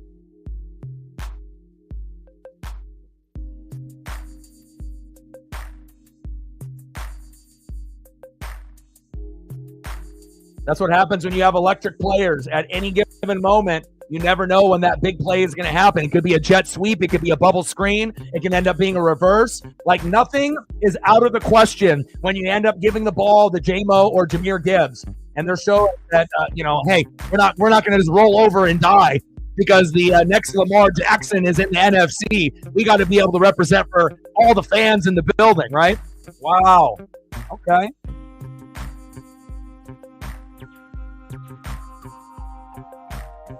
Unbelievable.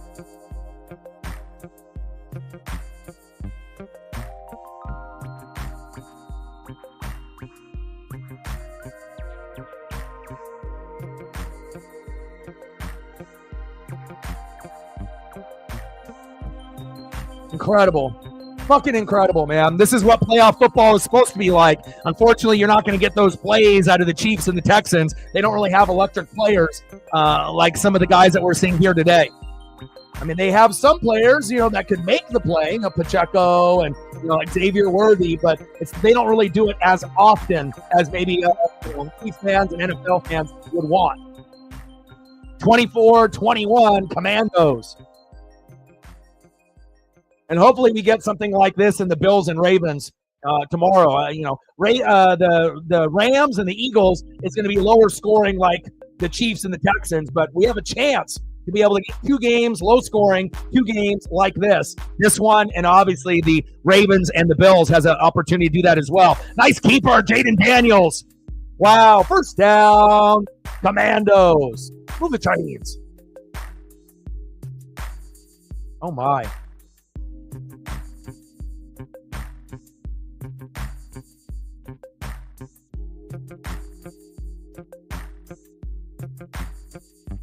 Unreal. What a game. 24-21. Let's fucking go. Yeah, they don't got Zay Flowers and they're on the road, so I got all the home teams winning.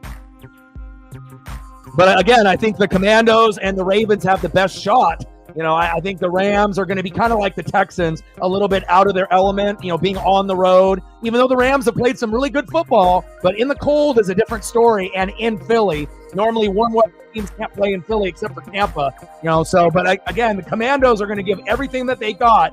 And I think the same thing out of the Ravens. They're going to give everything they got.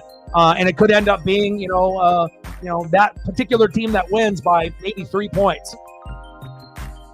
First and goal. They're about to score fucking again. That's what happens when you don't have defense. At some point, it's going to come back and bite you. Like the Bills, again, they have the offense, but they're going to give up big plays and score big plays. And the Ravens have that ability as well. But again, Ravens at home is different than Ravens on the road. And with no Zay Flowers, I just don't know if the Ravens can do it. And they don't have McDonald, and their defense is worse. I feel like it's going to be Buffalo's time tomorrow. But it could be a close game, hopefully. It ends up being a shootout, and it ends up being similar to this. Oh, my. Diami Brown has been money. Diami Brown, it's always scary Terry, but Diami Brown has been money.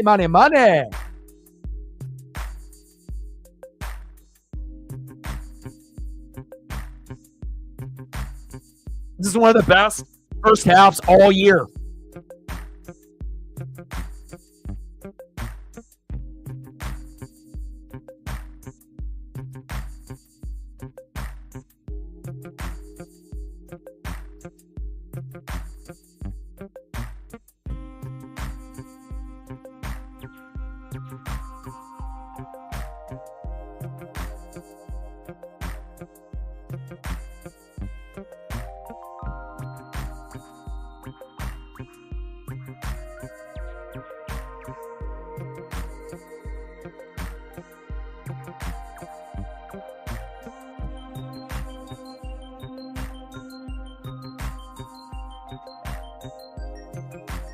So many electric plays by electric players. Diami Brown, North Carolina. This Bill Belichick by a few years, but hey, he's representing.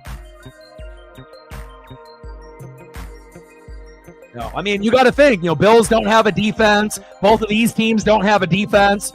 Rams do, Eagles do, Chiefs do, so it's like half the teams have a defense and the other half don't. So it's like if you don't got a defense, you just have to outscore the opponent. But then when the opponent is giving it right back to you, you don't expect that.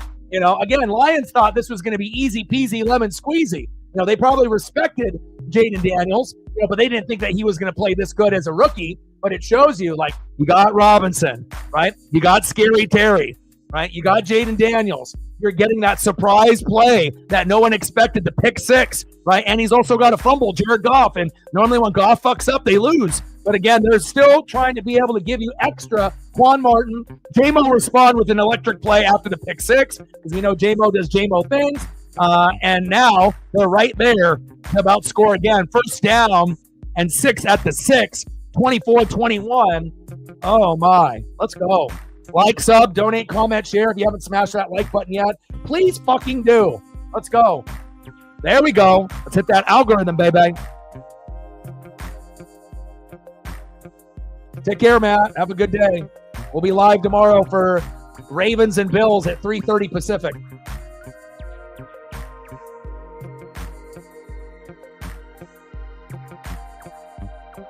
$64 to go to hit the goal.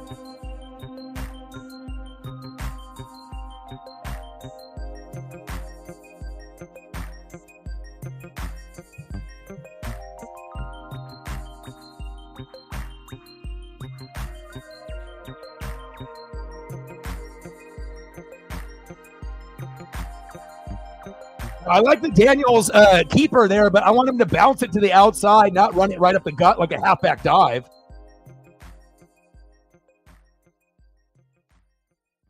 Daniels pass incomplete, third down.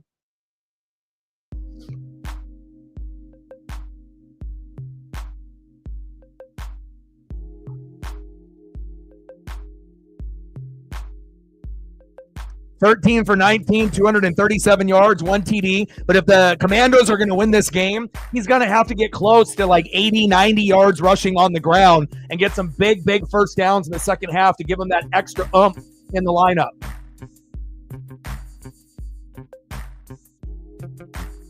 And again, the Lions usually don't go against too many teams that's got offense like this. They did when they played Buffalo, but I don't think they were anticipating Washington playing this well on the road.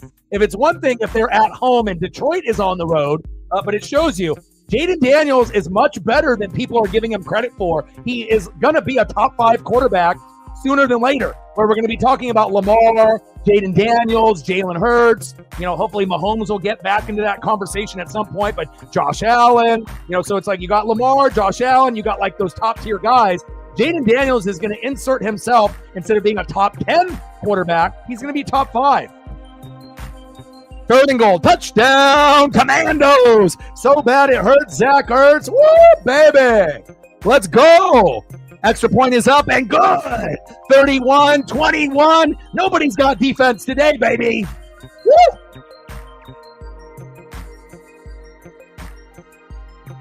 And again, I love my Buccaneers, but to be able to see this, it's pretty fucking cool.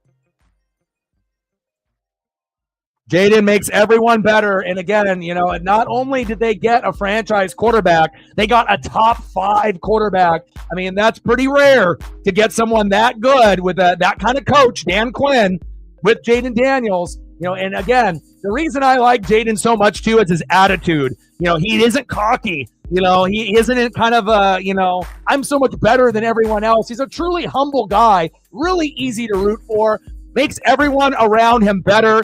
Even old vets like Zach Ertz can be relevant. Nice job. 31-21. Are you fucking kidding me? 52 points by halftime. Holy fuck. Oh my God. They scored more points at half than the Texans and Kansas City did in the whole fucking game. They combined for fucking 37. Commandos almost have that by themselves. Woo! Oh my God. What a game. What a game. I think it looks like I chose the right game to do, don't you think? Your boy knows. Oh, baby. 36, 64 to go. Let's get there. Your boy's got Bills. And I ain't Destiny's Child. Let's go.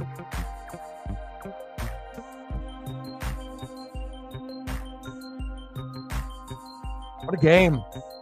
Could come down to whoever has the ball last. And Detroit is going to need a magical play themselves, a pick six, a fumble for a touchdown, a special teams touchdown. They need to make up for the Goff pick six and the Goff fumble.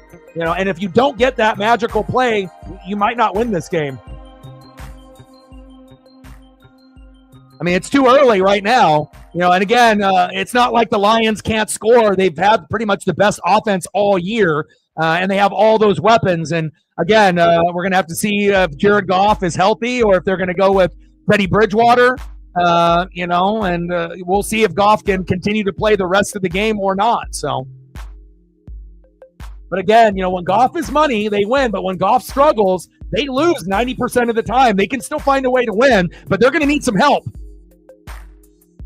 Amon-Ra St. Brown, first down. Lions, hurry up offense. And again, the Lions defense is terrible at hurry up. So I already knew that Washington knows that. They're one of the best at the hurry up. So again, you may see more of that in the second half, but we'll see what Goff can do here if they can get a field goal or a touchdown. If they can cut this lead to 7, 31-24, they'll be in business. Even, obviously 31-28 would be ideal, but can they really score a touchdown here with a minute left? It's possible, but we'll see.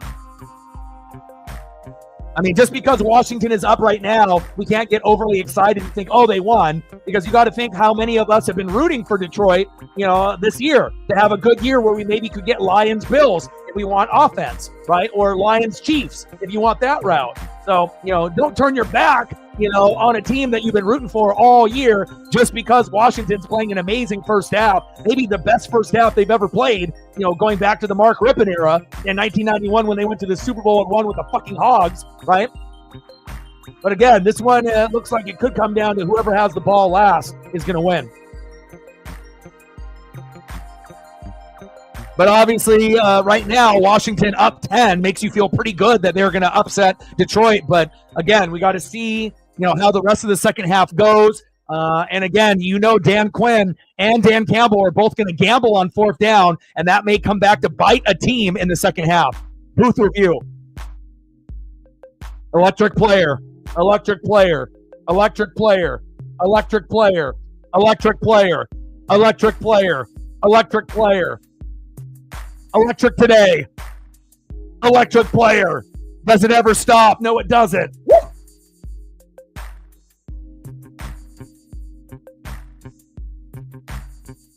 I mean, I like defense. I'm a defensive-oriented fan, right? I love defense. But games like this, they get my fucking juices flowing. They get the hairs that stand up on my neck and my hands. And again, I love defense. But again, compared to the first game, the first half in this game was better than the 4 quarters that we watched with the refs kind of, giving an extra, thumbs up, for Mahomes and protecting him, giving him some bad calls, that they shouldn't have had flags, thrown down. But again, I like to be able to have a little bit of defense as well. We did get the pick 6.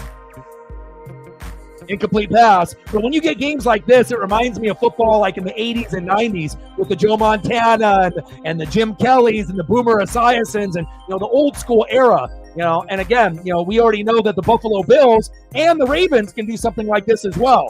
So, we'll see what the Rams and Eagles will do. I assume that will be a slugfest, lower scoring, lots of running the football, kind of like what you're going to get with the Chiefs and the Texans. And hopefully the Bills and the Ravens will be similar to this. But 52 points, woo!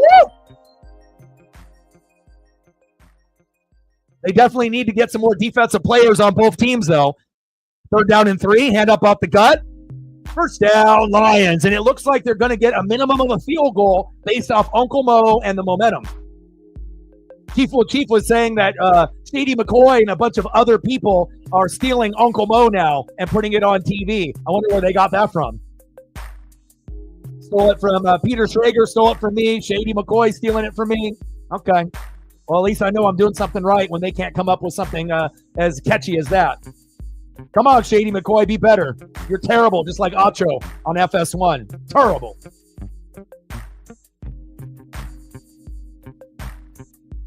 It's not over yet. And again, they're going to score a field goal, if not a touchdown here before half, to make it 31-24 or 31-28. So you might be happy right now, Vaughn, but it's not over yet.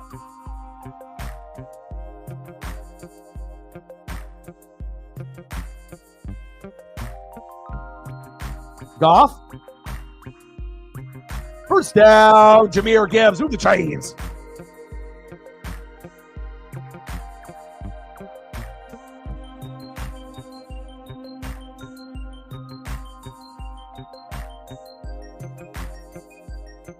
Ryan with a tenner.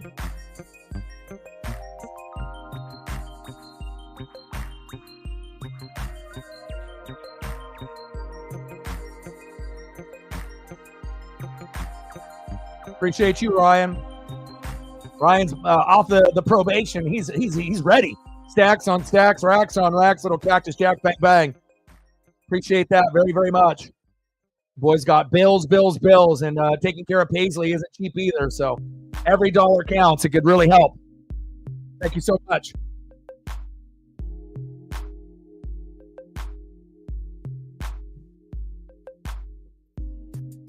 Sounds like you're just a Lions hater.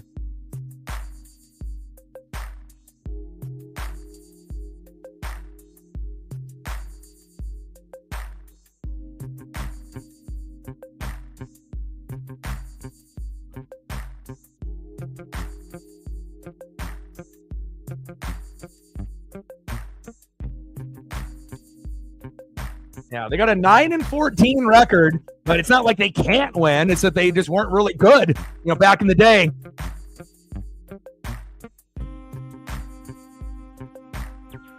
Uh-oh, Goff intercepted. Oh, my. Goff has got to be better. Uh-oh, you might have to put in Teddy B.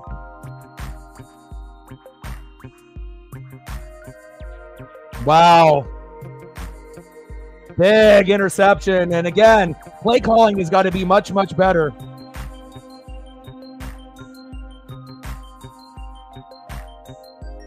Big play. 31-21 Commandos. And again, when Goff plays great, they win. But when he ends up having a fumble, a pick six, and another interception, it's looking like Washington. And now we're at half, 31-21. You're down by 10, right? And that was a fantastic play there right at the end of the half. But again, I won't call this over just yet. It's 10 points. A lot can happen between now and the end of the game. J-Mo should have came back to that football there. And again, you had the DB kind of play like the wide receiver. J-Mo was lazy right there. And if J-Mo actually would have went for the football, maybe could have batted it down or prevented that. But shoulda, coulda, woulda. You got to give the Commandos credit. And again, the Rams as well as the Ravens are watching right now. And if the Commandos can have a good chance to win on the road, that's going to give them confidence as well.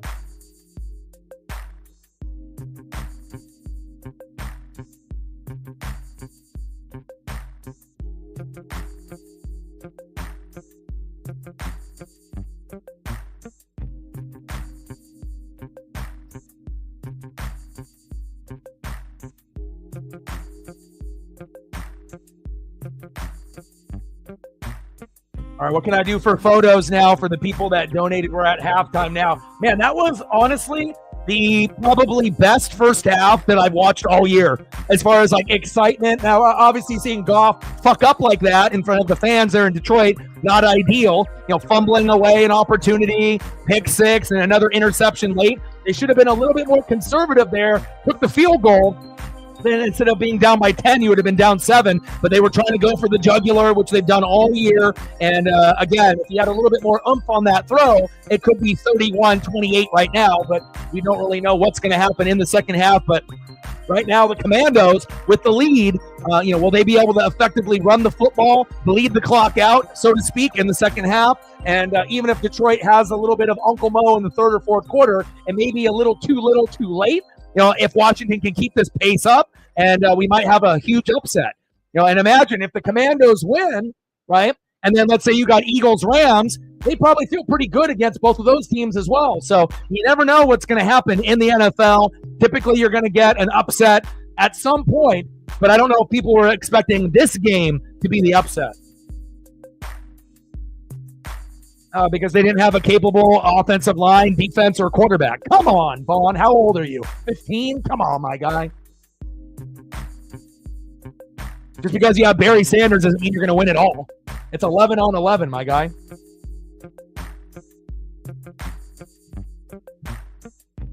You want Gibbs? I got you.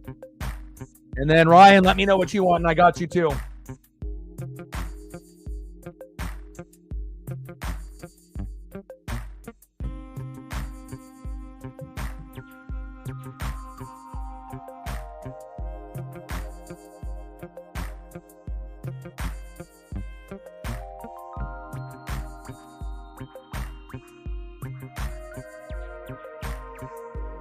All right, let's get photos up here. 31-21.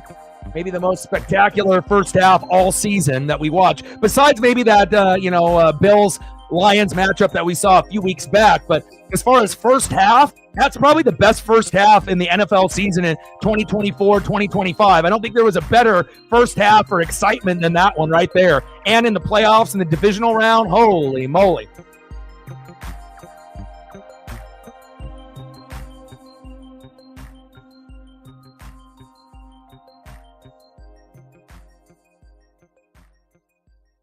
Look at that. Got to be doing it to Antoine Winfield Jr. Oh, my goodness.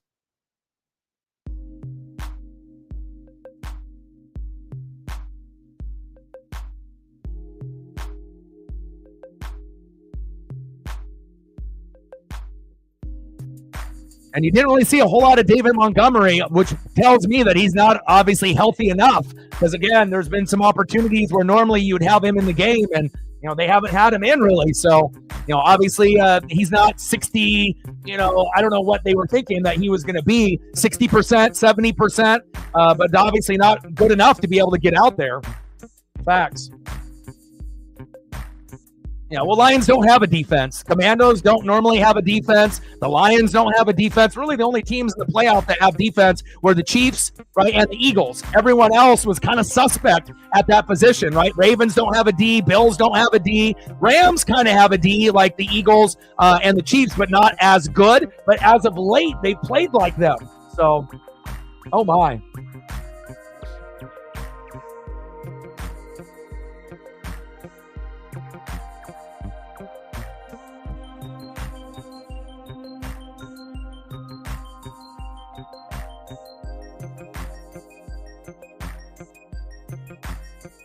Get a couple throwback photos here for Ryan.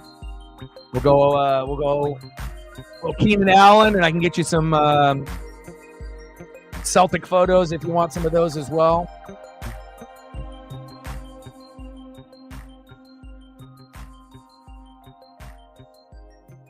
Jaden Daniels playing great. Jared Goff, not so much, and that's the difference. All right, I got to make some more room here. Like, sub, donate, comment, share. If you haven't smashed that like button yet, please do. Help us get to that next number in the goal. And let's try to get that dono train going as well.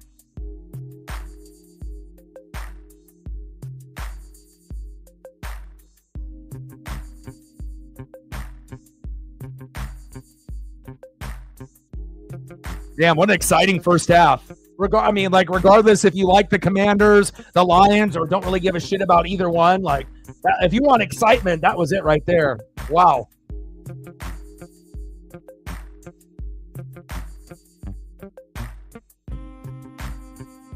I got you if you're leaving here in a second.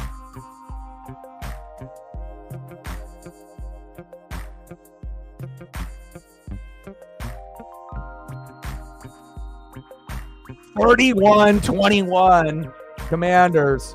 Wow.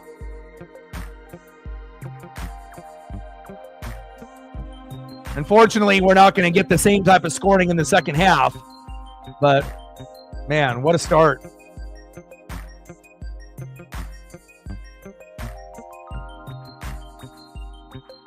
Appreciate you. Release the crack and defend the deep. And I ended up watching the end of that matchup when they played Winnipeg, and they were 1-1, and then they gave up a goal with 27 seconds left in the third period and then lost 2-1. That was heartbreaking. Hopefully they'll get a little bit better, moving forward and whatnot. So, are you a Buccaneer fan? So am I.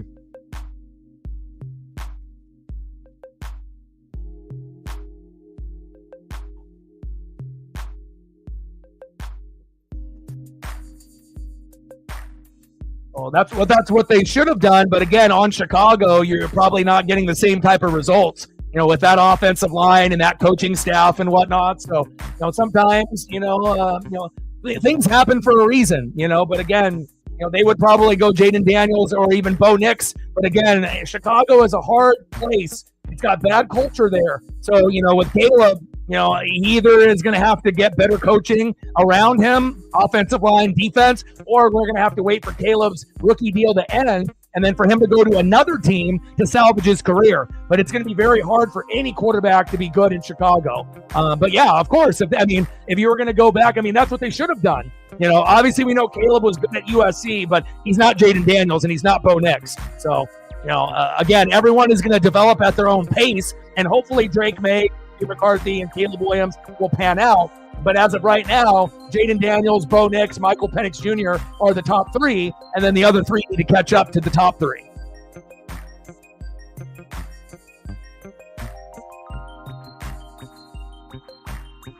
Yeah, that is possible. Who gets the ball in the second half? The Commanders?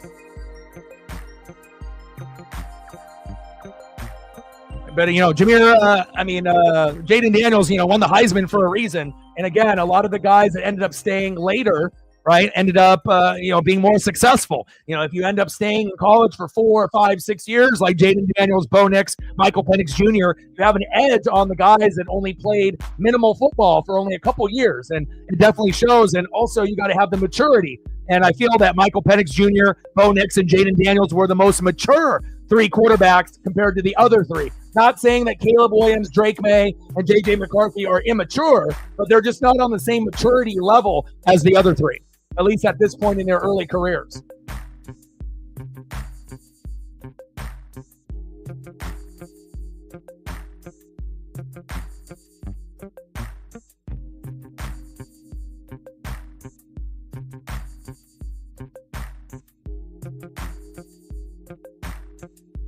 I'm going to get a couple more Tatum photos up here for Brian, off probation. Friend probation, not jail probation. I need to clarify.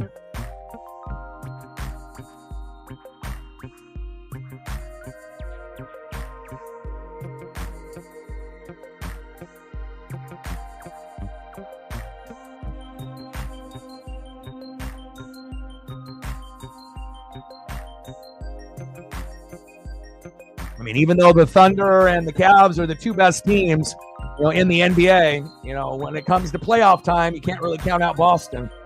That might be the one team that can beat the Cavs.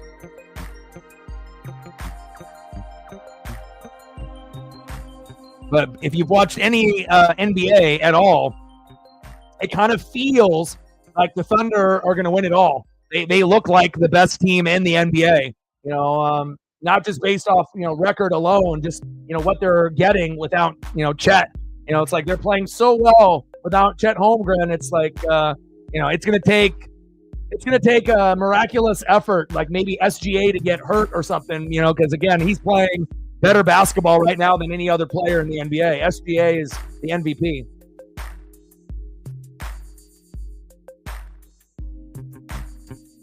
But I like how Cleveland plays. They actually play defense and they're unselfish. And again, it's not something that you really see that often anymore.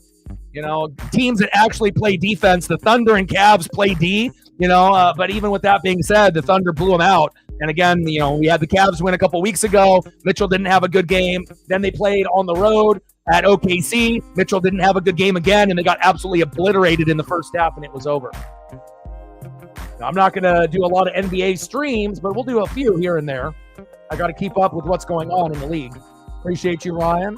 Appreciate you, Megan, and all the people that have donated up to this point. And for anyone else that has donated, let me know photo-wise what I can get you, and I got you.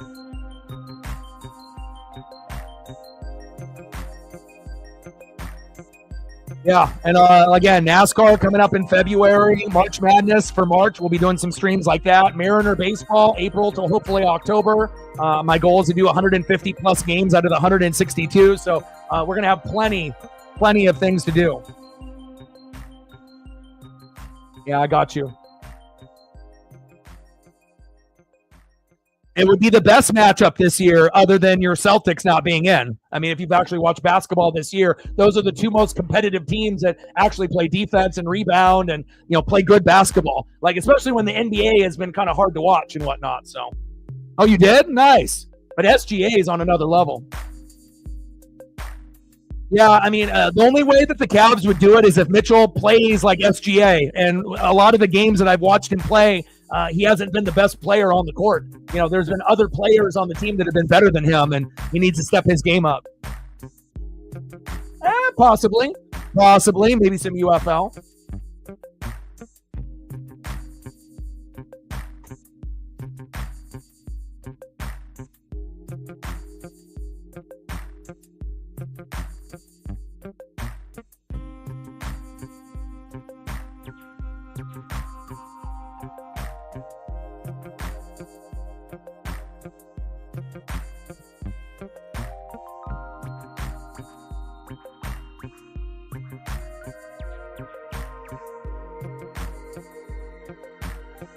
(31-21). Commanders up at half. What a first half.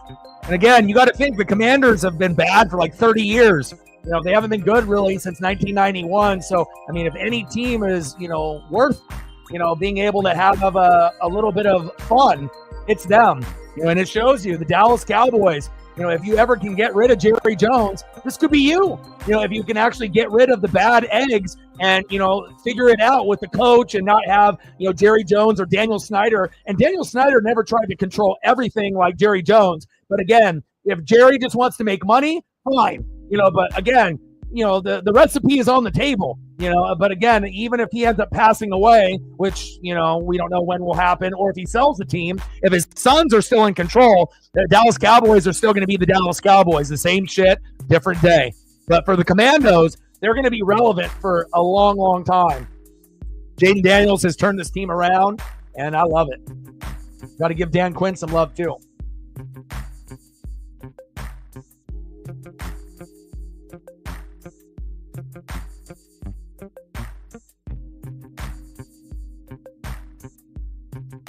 And you got to think this is one of the best, initial bang, first year coach, right? And then first year quarterback, to have these kind of results. Like, I don't know if we've seen this in a long, long time. And again, especially for a struggling franchise like Washington, always being at the bottom or in third place and battling with the Giants instead of being closer to the Cowboys and Eagles. But now there's a new sheriff in town.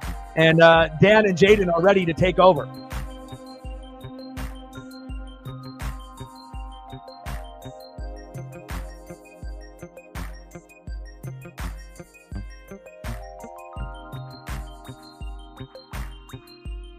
They have proven something. Look at the records. Did you think that they were going to have that many wins at this point? So I get it, you're a Celtic fan, but you can't be biased and act like the Cavs and the Thunder haven't done anything. They've been the two best teams in the NBA.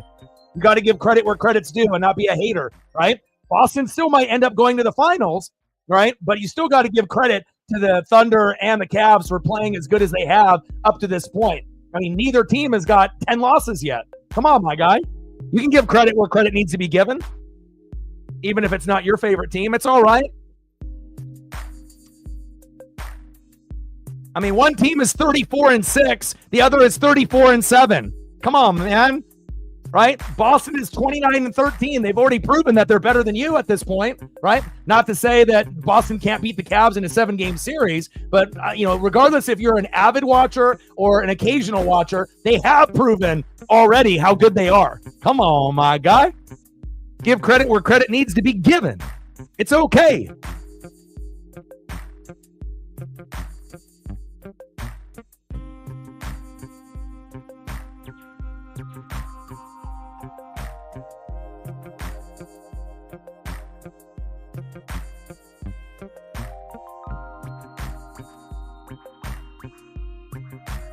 Third down and 11. Daniels, right tackle, 1 yard to the Washington 43.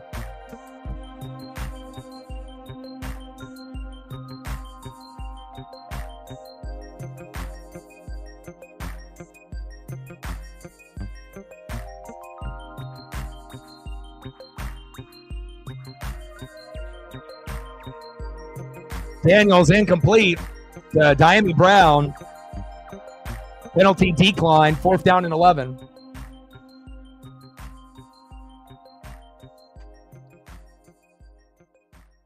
Well, both teams don't have defense, and again, you saw what the Buccaneers and Commanders gave you. Now, I'm not saying that the Buccaneers would have been able to put up 31 on the Lions, but again, if you have a top 5 offense and you've been, kind of hot as of late, again, Diami Brown, Scary Terry, Robinson, Jaden Daniels, like the real question is were the offensive lines going to play good enough to be able to, go through a high-powered sequence in a first half? And again, a lot of people aren't really firm believers in the offensive line, so to speak.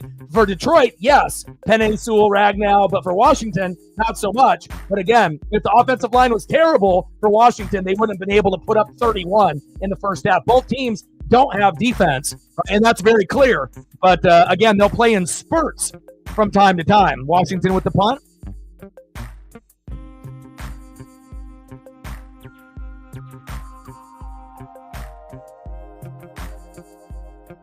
But I don't think anyone could have predicted that many wins with that little amount of losses this season. You kind of felt that SGA and the Cleveland Cavs were, projecting to get good, but I don't think anyone anticipated them being this good at this point of the season. And, they look like it's not a fluke, like they're going to be good for a couple years moving forward. All right, Lions, your turn to strike. And Washington didn't score right out of the gate, and that's probably very good, obviously, for Jahmyr Gibbs and company.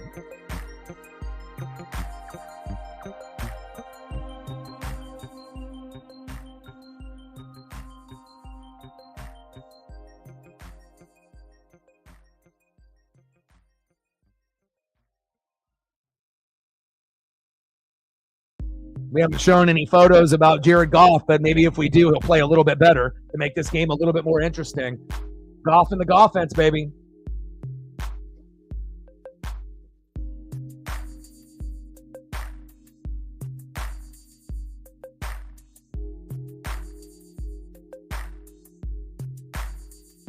Oh, they said Goff had some kind of a concussion.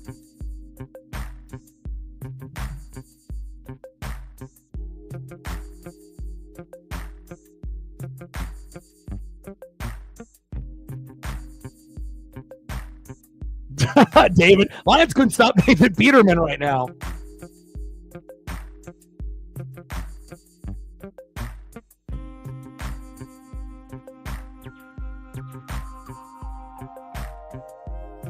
Yeah, but in an 82-game season, playoffs are a different story, but it's very clear who the two best teams in the NBA are right now.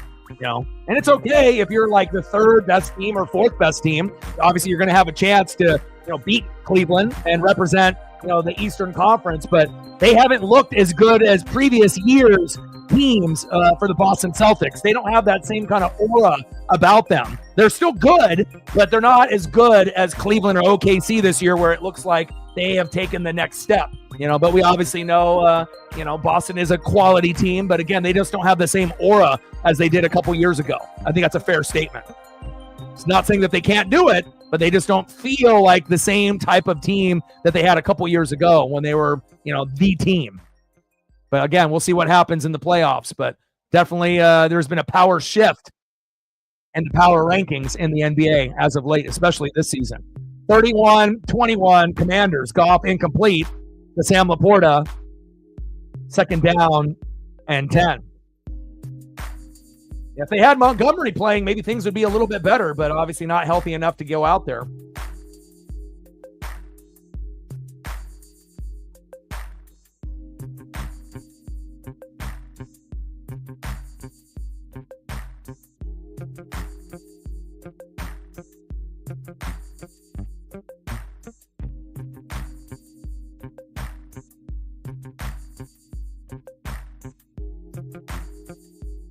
Come on, baby.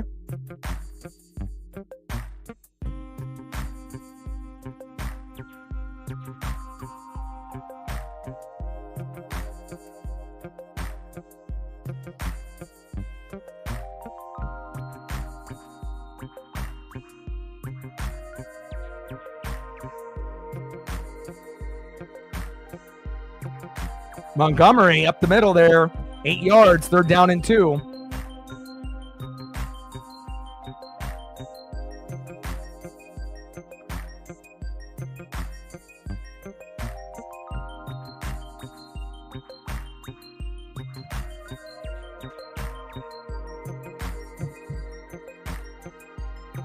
Come on, baby.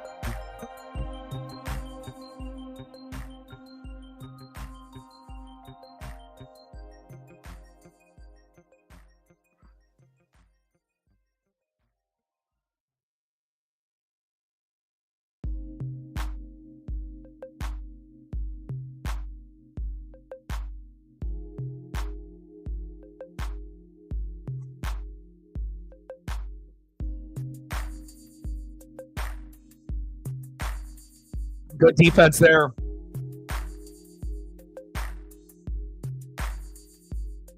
Yeah, it just, again, our defense didn't, play well. And, that's the playoffs for you. It's like sometimes you're going to play well and, sometimes it'll go back and forth. And you never know what big explosive plays are going to happen. We could have had a similar type of game with the Bucs and the Commanders last week, and it was kind of back and forth, but we don't have as many explosive players since Chris Godwin obviously is out for the year. And, it's like we have some guys that are electric, from time to time, like Mike Evans and Bucky Irving, but not having a healthy, defense definitely hurt our chances. And even if we would have beaten the Commanders and played the Lions, I'm not sure if we would have been able to beat them on the road, just based on how we were playing, just being honest, Like, of course, I would love to be able to overachieve and get to the NFC Championship game against the Eagles or the Lions or however the bracket would work out. But, you already know when you have a Super Bowl team, if you're good enough to win it all, or if you're missing some pieces to elevate yourself to get to that next plateau. So, 3rd down and 10.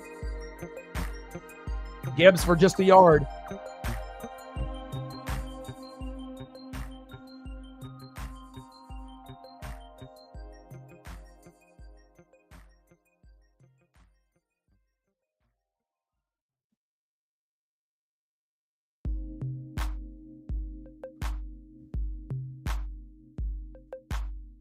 Goff, Amon-Ra, 1st down, Lions. There we go.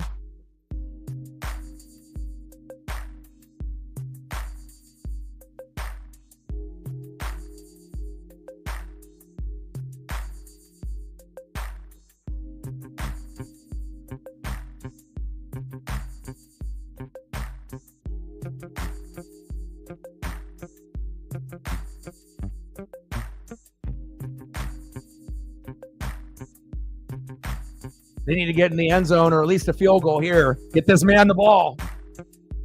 Goff to the sun god, baby.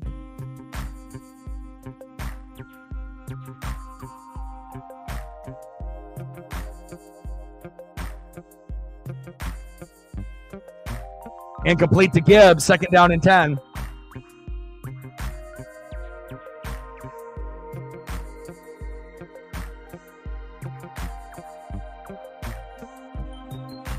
One zero Kraken. Let's go.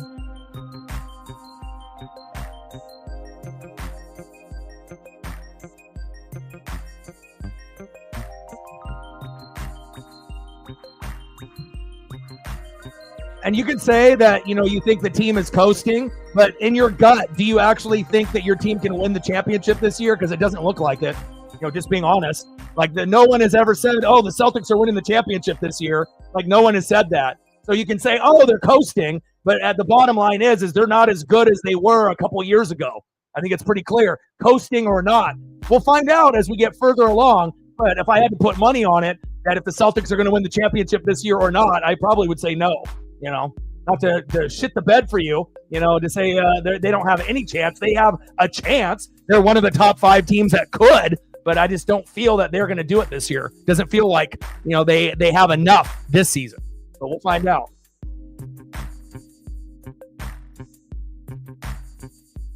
First and goal. Montgomery. St. Brown. Oh, my.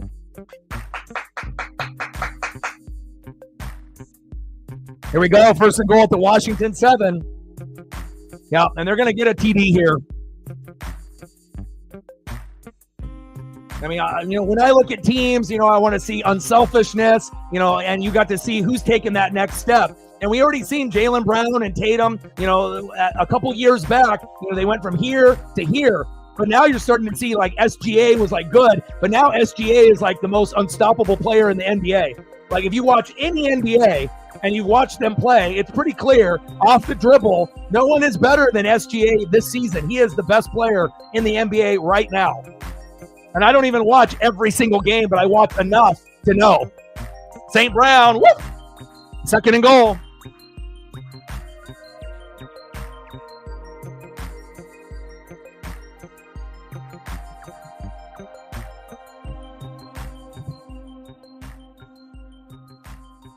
Things can be unpredictable. It's like your Chargers. Justin Herbert had 3 picks all year. You should have won that game. He threw 4 picks. The Texans are not good. Like the Chargers are a better team than the Texans, but you just never know if you're going to shit the bed and have a bad game or a bad half like Oregon did, or if you end up overachieving. So, you never know what you're going to end up getting until it actually happens. It hurts when the team loses, We both have that in common with the Chargers and the Ducks. And sometimes that's all it takes is one bad half, and then goodbye, your season's over. Touchdown, Lions. I told you they would be able to get it. Jahmyr Gibbs answering back. And even though the Commandos had that early lead, again, you can't count out the team that had the best offense all fucking year. 31-28, extra point is good. Jahmyr Gibbs is a freak.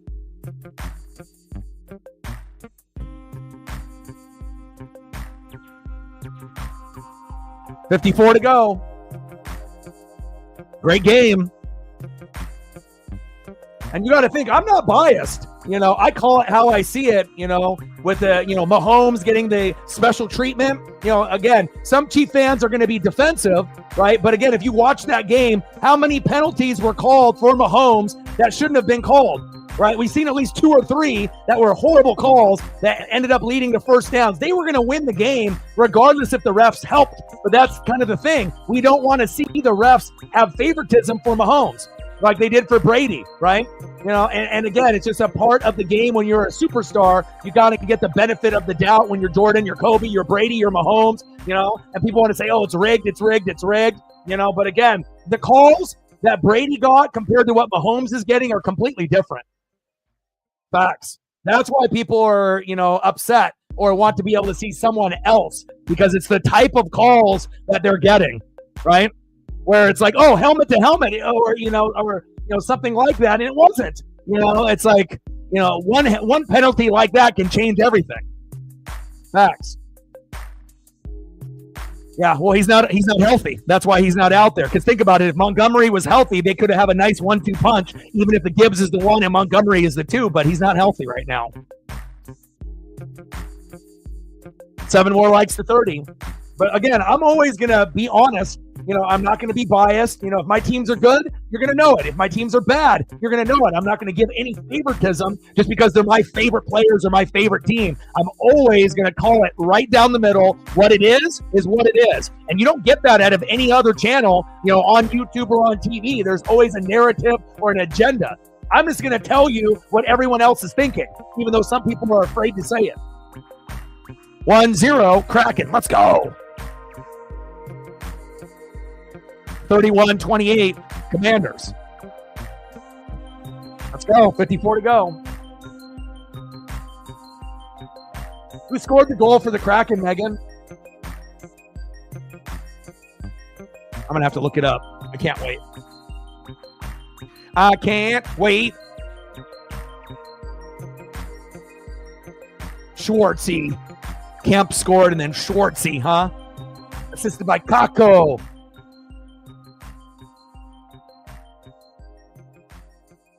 Oh, well, it says Schwartz on the ESPN app, not Maddie. So, unless they changed it. But it says Schwartz, 14, assisted by Kako, 17 assists. But, sometimes they'll end up changing it. So, you'll let me know.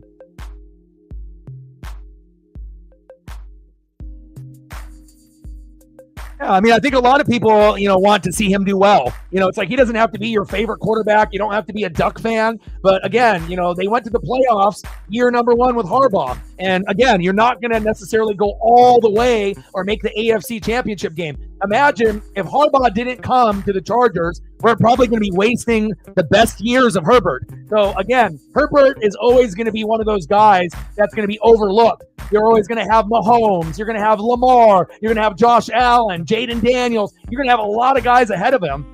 But at some point, it would be cool to be able to see Justin Herbert make an AFC Championship game. And if they make a Super Bowl, they'll probably lose if they end up getting there. But it would be cool for him to get some accolades because him and Bo Nix are the best quarterbacks Oregon has had. So we want to make sure that those guys have some type of success in their careers.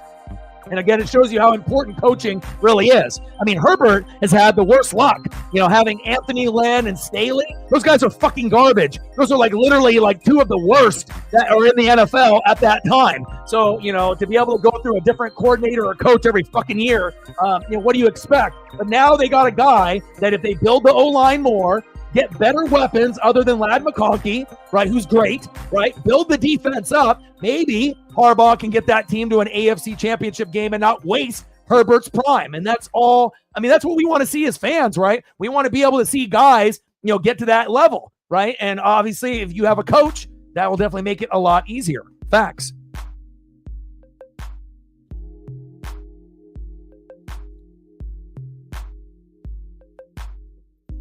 (31-28) Commandos.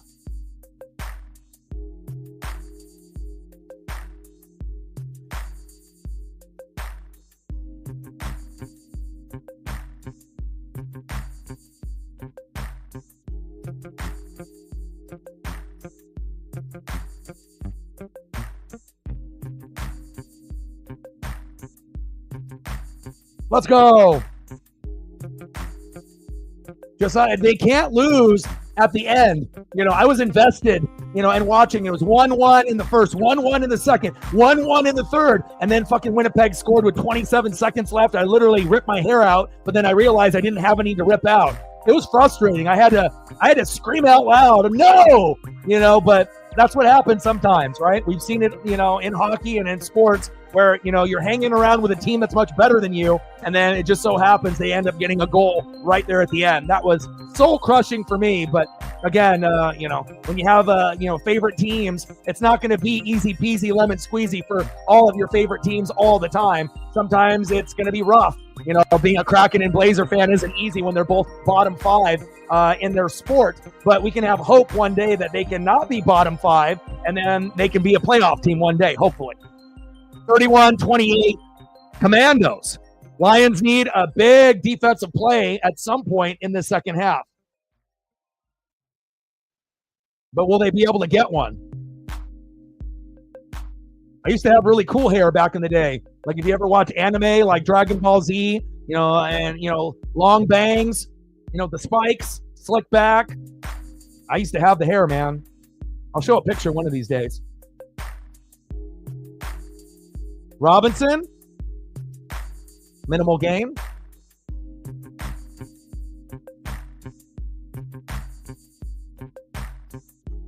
We got a penalty, unnecessary roughness, 15 yards. That's enforced by Anzalone. Oh my.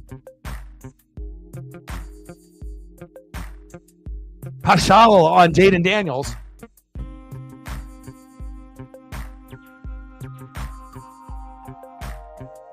No, I don't think they're going to get an NBA team. Seattle is the most deserving. Bring the Sonics back, and Las Vegas. I would assume that those would be the two cities that I would put. Again, if people are betting is legal now, and you're not going to have to worry about people being buried by gangsters and mobsters in Vegas. They've had quite a few teams since back in the day with just like UNLV. Now we got the Raiders, and you're starting to get a few more. That's where I would go for the basketball teams, but I don't think Tampa. I don't think Tampa will get one. I don't think they're deserving of one. If I'm being honest, they're better off just with the football and with baseball and with the hockey. They already got the Lightning. They got the Rays. They got the Bucks. They don't need basketball. You already got the Orlando Magic and the Miami Heat. They don't need another fucking shitty-ass NBA team in fucking Florida. We need a good one in Seattle. So that way we can rekindle the Sonics and the Blazers and the Sonics and the Lakers. That's what we need to do. Salt Lake City, Utah Jazz.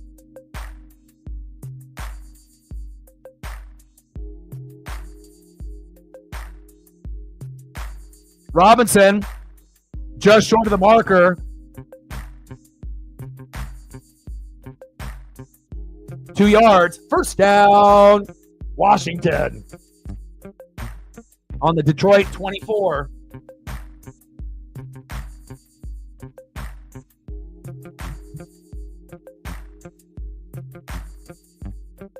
We're trying to call Jaden Daniels Randall Cunningham. He's better than Randall Cunningham. My goodness.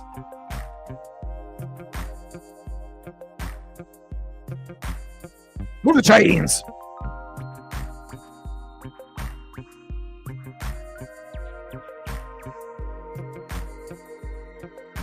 I mean, I'm not going to have all the answers in sports and wrestling, but what I will tell you is that I definitely read and watch film, like a scout, so I'm always going to be, in the loop on every single team, on every single player, every single league, and I'll just give kind of my 2 cents, Sometimes people will agree, some people won't, and that's completely fine.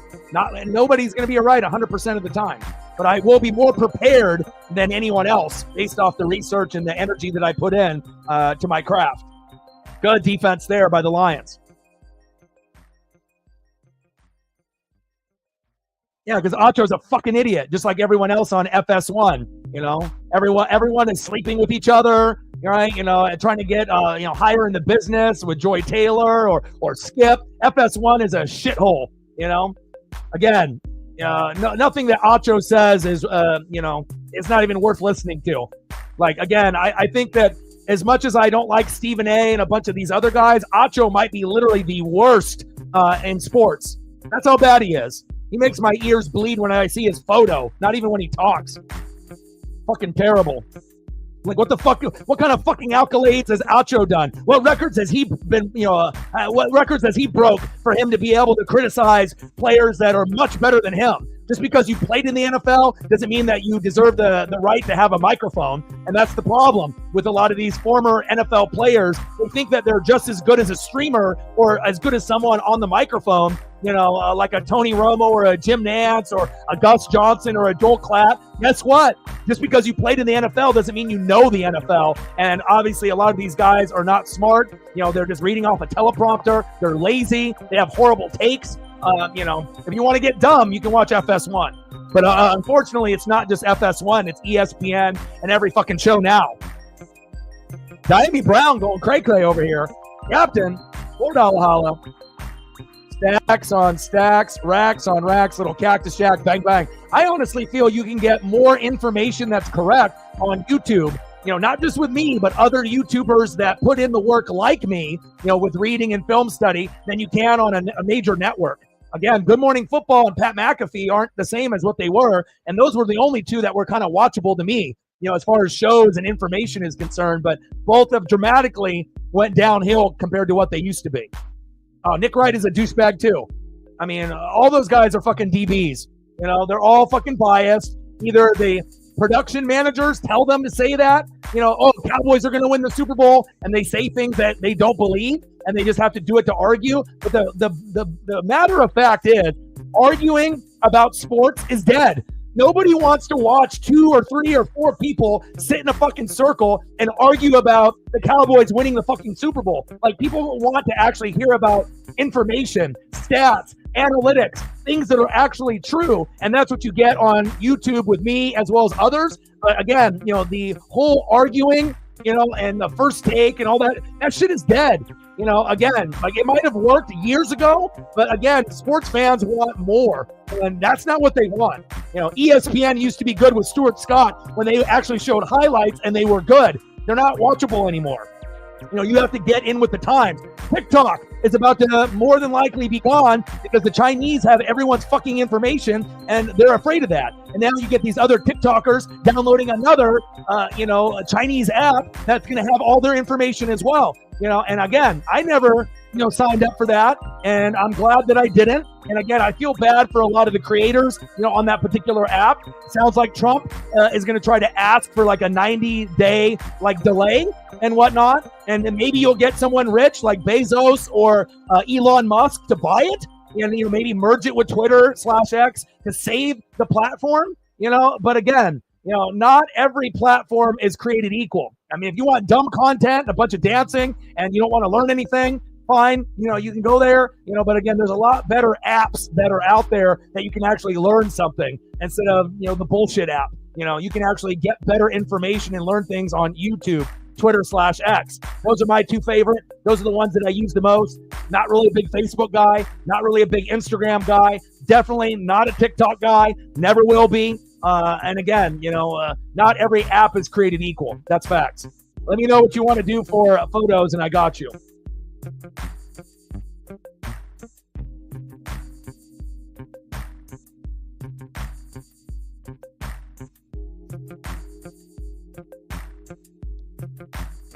I mean, why do you think there's so many dumb sports fans that are out there? Because if you are watching ESPN and FS1 and these shows with a bunch of idiots on there, and you actually take everything that they say to heart, and then you start spreading that information to your friends, they're going to know that you're dumb, because you're listening to them. You got to be able to find good, places where it's not biased, where the people are actually reading, watching film, and they care, and they want to give you the facts. And I feel that there's so many sports fans that are out there, that are getting misled.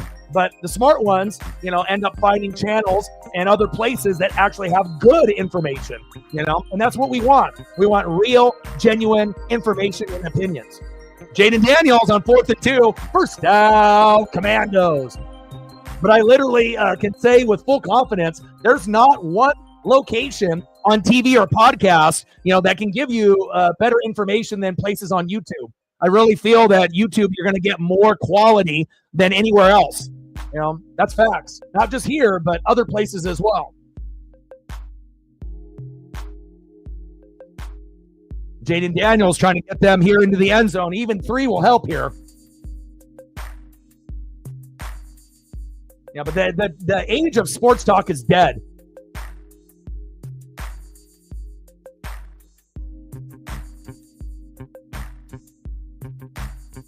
And again, there's going to be people on YouTube that are incredibly biased, just like the people on TV, and they push a certain narrative and whatnot. But I think that if you had like a debate table, with the 5 best, in the NFL, on different YouTube channels, 5 or 10 best, you would probably get better, stats, analytics, and arguments, than you would anywhere else. If you ended up getting people that are similar to me that, aren't biased. But again, there's going to be people that are incredibly biased on YouTube, just like on TV. But I know there are, some out there, that are not going to be haters. They're not going to be biased. They're going to call a spade, and it is what it is, regardless if it's about their favorite team or their favorite player. But again, not everyone is created equal, right? Not every channel is created equal. Often imitated, never duplicated. NWSF. Facts. End of the third quarter, Lions, they're in it. 31-28 Commanders after we ended up seeing a shitload of points being scored early on. 31-21, and it slowed down. A little bit more running, a little bit more defense. And it's going to come down to who has the ball last. And if you're Detroit, you got to hold them to 3. So that way, if you score a touchdown, you're up by 1. So we'll see how the flow goes. But if you're Detroit, you got to try to do everything in your power to hold them to 3 here.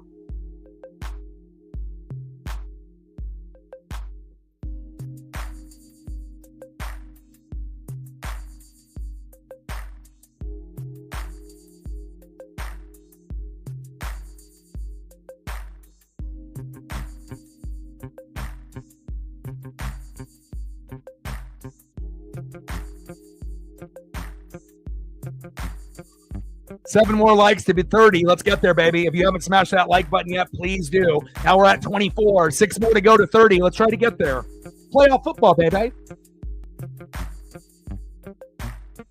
I mean, I like Pat McAfee, and Kyle Brandt with angry runs, is cool, but Schrager is a fucking stooge, and again, Jamie Erdahl, she's smart and intelligent, but again, it doesn't have the same vibe without Nate and Kay. It's like you had, Nate was the player, but he was a guy that didn't make himself better than everyone else. He was one of the guys where he could be professional, he could be a player, he could be a friend, but he kept it real. That's why he was so likable and got promoted to CBS, because he's fucking good. The best on that show. And you had, obviously, Angry Runs and Kyle, right? Kay was the pretty face that liked the Saints and the Bears, pretty biased, for those particular teams, but she was, obviously the pretty face that attracted a lot of people to watch that show. And then you had Schrager, who was supposed to be the intelligent nerd, but apparently, he can't come up with his own material. He's got to steal stuff from me and other YouTubers and other content creators because he's not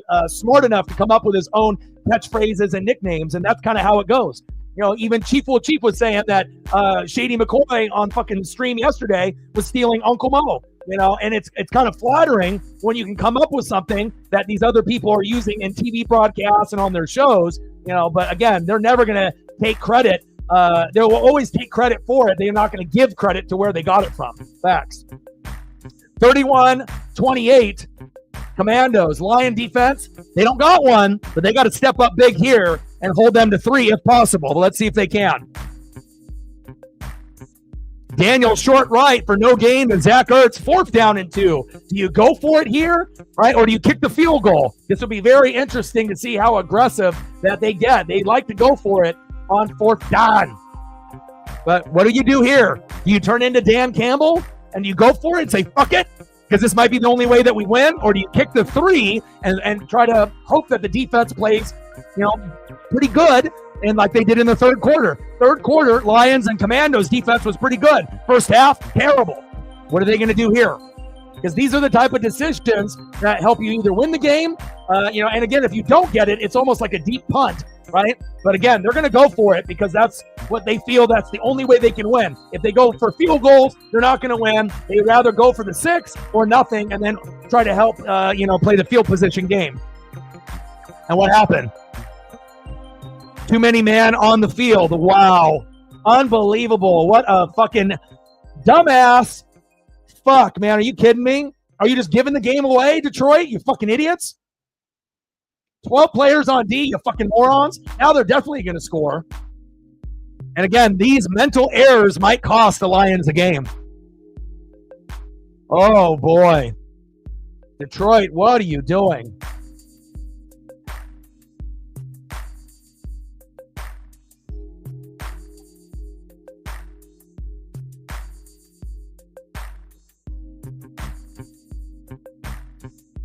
$50 go.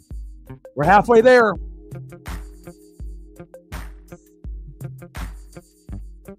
Good. Ooh, close.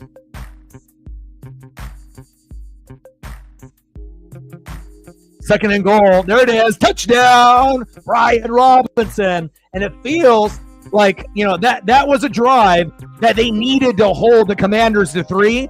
And I feel it's going to be too little, too late for the Lions, and the Commanders are going to upset the Lions, it feels like now.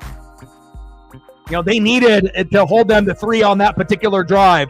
So that way, if they ended up scoring, they could end up, getting the lead, being up by 1. But again, if you have a hard time with Goff and you can't stop anybody, and they've been a little bit more fluid on offense, defenses are both bad, but they both have tightened up in the third quarter and now the fourth. This one, is going to sting pretty fucking bad for the Lions. But again, you can't count your chickens before they hatch. And again, I kind of felt that at some point, with these teams that only have an offense, that it's going to come back to bite them. And a lot of people thought it was going to be in the next round when they played the Eagles. That might be the time where you lose because you don't got a D and the Eagles do. But it shows you right here, you're getting into a shootout. Just like, the Buccaneers like to get in shootouts with the Commanders and the Lions. We were the only team to beat the Lions and Eagles in the regular season, but our defense couldn't hang enough, and Baker wasn't really able to bake like he normally does, right? But right now, Jaden Daniels making a name for himself. Now they're up 38-28, and they're only 13 minutes away from advancing to the NFC Championship game in his rookie year. How amazing is that? And for me to lose, for this to happen, I'm okay with it. And, putting him on the map, yeah, of course I would like to be able to go further, but Tampa was a pretender, not a contender. We're witnessing history right now. And what is it going to show you? If you're the Lions, you need to start drafting on defense. D-line, linebackers, secondary, because if you don't, you're not going to be able to get past teams like this, right? Or the Eagles in the future. Offense is great, but what happens when you play someone that has an offense just as good as you that particular day? Now, can Washington do this every week? Fuck no, they can't, right? But right now, they have been hot. They've been winning games on the last possession. Every last 5-6 games, they've won on the last possession. But this one doesn't feel like it's going to be last possession. They're going to be able to win outright. One quarterback is a top 5 quarterback. The other has played like a top 10, but didn't play his best game at home. And that's the reason why the Lions are going to lose this game.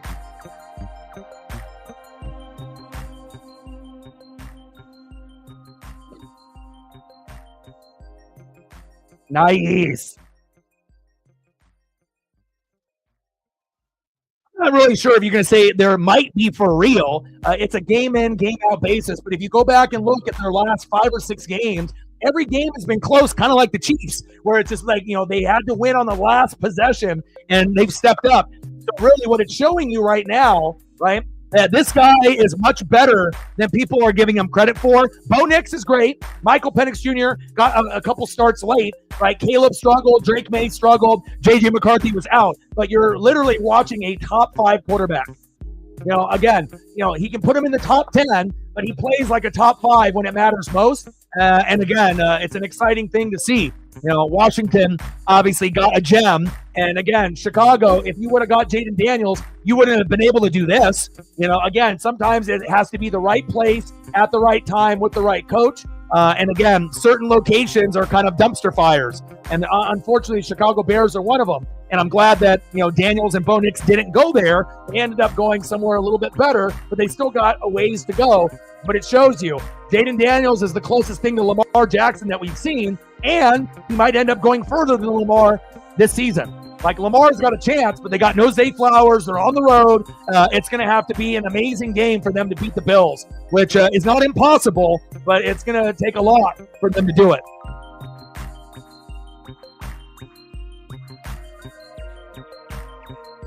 Of course, I'm going to do Ravens and Bills tomorrow at 3:30, and we're going to do the Natty, Notre Dame versus the Ohio State University, and we'll also do a double dip, and I'll do Monday Night Raw on Netflix week number 3. So I'll actually call play-by-play in the Natty for the Fighting Irish and the Buckeyes, and I'll do updates with Monday Night Raw as well. 38-28, Commandos.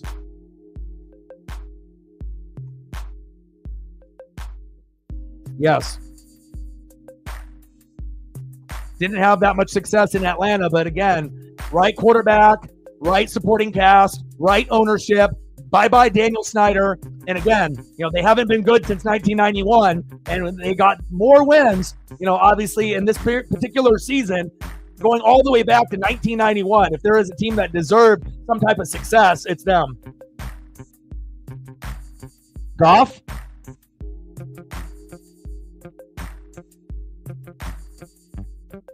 There we go. Tim Patrick, first down, Lions. And again, the Lions are going to continue to score points. They're going to get touchdowns. They're going to get field goals. But it might be just too little too late if you can't stop Jaden.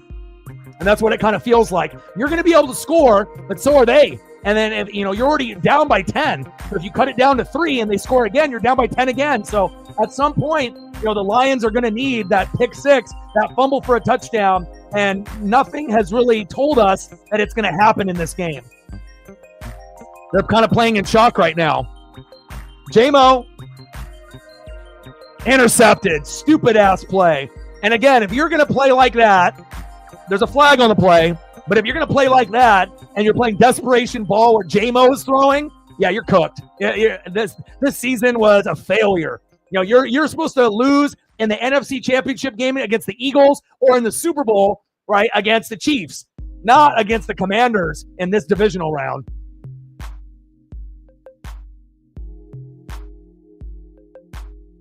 They're done. Why would you do a play like that? Did you just give up? That's the type of play that you run when you're ahead by 10, not when you're down by 10 and you need points and first downs, you fucking dummies. Oh, Detroit Lion fans are just Eminem. And every single Detroit Lion fan, your worst nightmare is happening right now. Again, it's like, you got away with outscoring your opponents all season, and then you finally get to a point where your defense, is cooked, but then your offense plays bad. You weren't expecting that, and then the other side, the offense is better. Their defense sucks too, but they didn't make the big mistakes that you did. And it's not just Jared Goff, but play calling has been terrible, right? The execution has been terrible. Goff has been terrible. You can't win a divisional game, NFC Championship game against anybody, the Commanders, the Buccaneers, or whoever, the Rams, if you play like this. Sad. Sad, sad, sad. And it shows you defense wins games, defense wins championships. You can get away with having this spectacular offense, for a certain amount of time. But at some point, it's going to come back and bite you. Today, against the Eagles, if they win against the Rams, or in the Super Bowl against the Chiefs, it was going to come back to bite you at some point. It's tough, but again, it shows you how important defense is. You can get away with offense, but at some point when you play someone, they're going to challenge you, and you're either going to accept the challenge or you're going to nut up and play like shit. And I mean, this is one of the worst performances for the Lions to have 28. They have a good amount of points, but Goff has been bad, play calling bad, defense atrocious. Crazy, man. No one anticipated that unless you're a Lions hater. Oh, the game is over, bro. The game is over. Because mentally, look at the body language of the Lions players. They already felt defeated at halftime, right? And then if you're throwing trick plays with J-Mo, really? That's what you want to do at this point in the game? You lost. It's over, dude. I mean, I know we got 12 minutes left, so officially it's not over. But let's be real, it's over. This game is over because they haven't shown at any given point that they can stop Washington.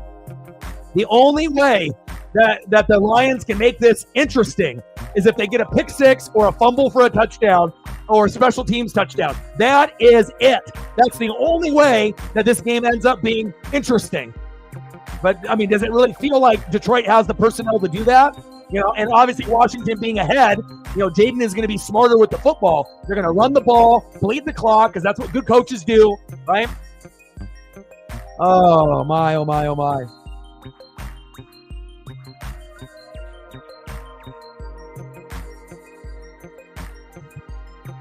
Austin Eckler rubbing salt in the wound.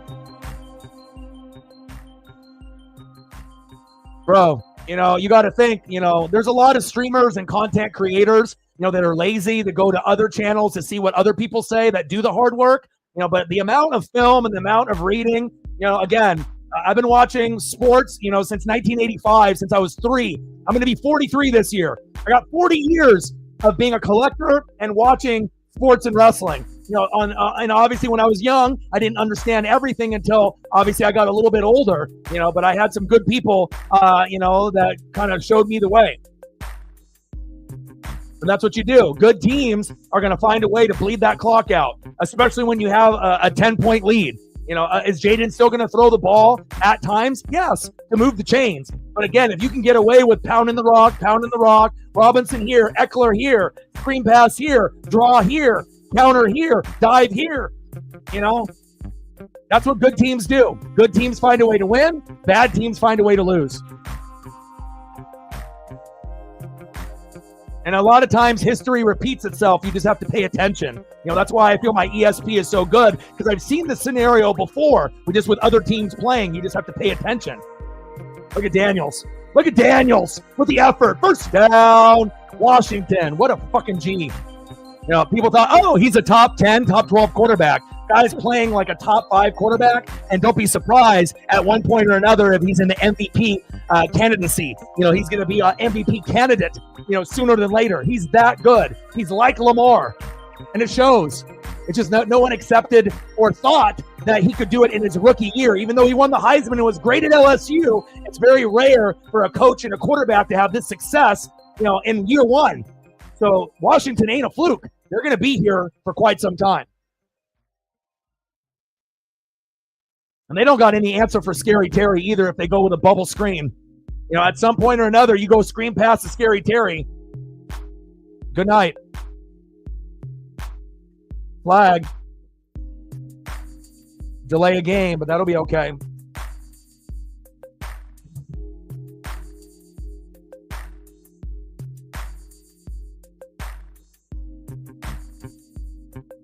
Many, many options.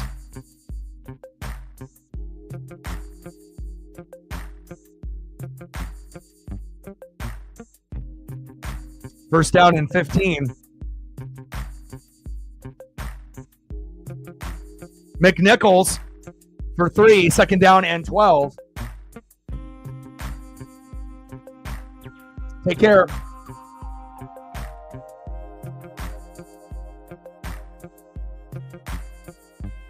Yeah, well, again, Goff had the fumble early. That was a big mistake. The pick six, right? And then obviously the J-Mo interception. You can't have mistakes when you're at home and you don't have a defense. You have to play your best ball, and you have to outscore the opponent, and the defense has to step up. And again, if Goff is going to make mistakes, or if Jaden Daniels had the same thing happen with him, there's no way they win. You have to play your cleanest ball when it matters the most in the playoffs. Daniels to Zach Ertz. But, let's be honest. I think there's a lot of people that were in denial mode thinking that they were going to go all the way. Remember, if you ended up winning and you faced the Eagles, if they beat the Rams, you probably weren't going to beat them. The Lions are popular, right? But again, the Eagles are not everyone's favorite, but they got an awesome defense and a really good offense. It's about balance. That's the reason why the Chiefs end up winning, even when sometimes the refs have them in the back pocket giving Mahomes these freebies, but they don't even need that. They're good enough without the refs. And again, those are the two teams that are the most well-rounded, Chiefs and Eagles. So for all the people that thought, it's going to be Lions, Bills, that would have been sexy. But when's the last time that we had two teams make the Super Bowl and they had no defense? It just doesn't happen. You have to just look back, and that's why with your Ravens hybrid, again, it's going to be tough. No Zay Flowers. You're on the road. When you were at home, you beat the brakes off of them earlier in the year. But this is a different team at a different time. No McDonald, no defense. Again, you got Derrick Henry and you got Lamar and you got Mark Andrews, so you got some pieces. But again, you're going to have to get a pick six, a fumble, a special teams touchdown. You're going to need a performance like Washington to be able to win tomorrow. And I think you know that. Commanders are about to say, nail in the coffin. It's over. It's already over right now, even with a field goal. It's already over. It's already over. But they're about to punch it in. And again, it shows you, Dan Quinn, Jaden Daniels. Jaden Daniels, he kind of gives me Jordan Kobe vibes, where like they make everyone around them better. We haven't seen a quarterback like this. Not Heineke or Jason Campbell. They've had a lot of dog shit, at the quarterback position since Mark Rippon. And this guy is legit top 5.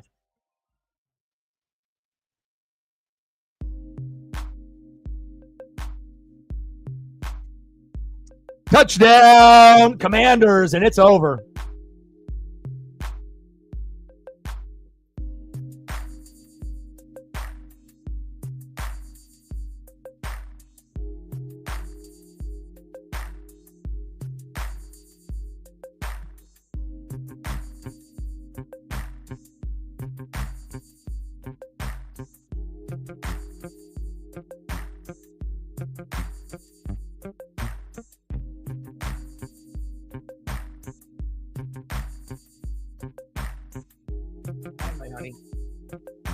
Paisley's in here now.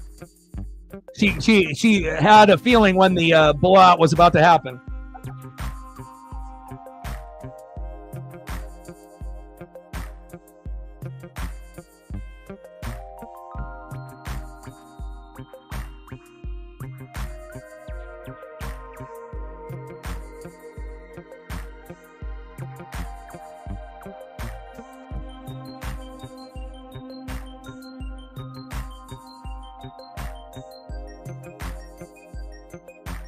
Yeah, still better than the Chiefs and the Texans. And again, I feel like the Chief-Texan game has potential to be like the Eagles and the Rams.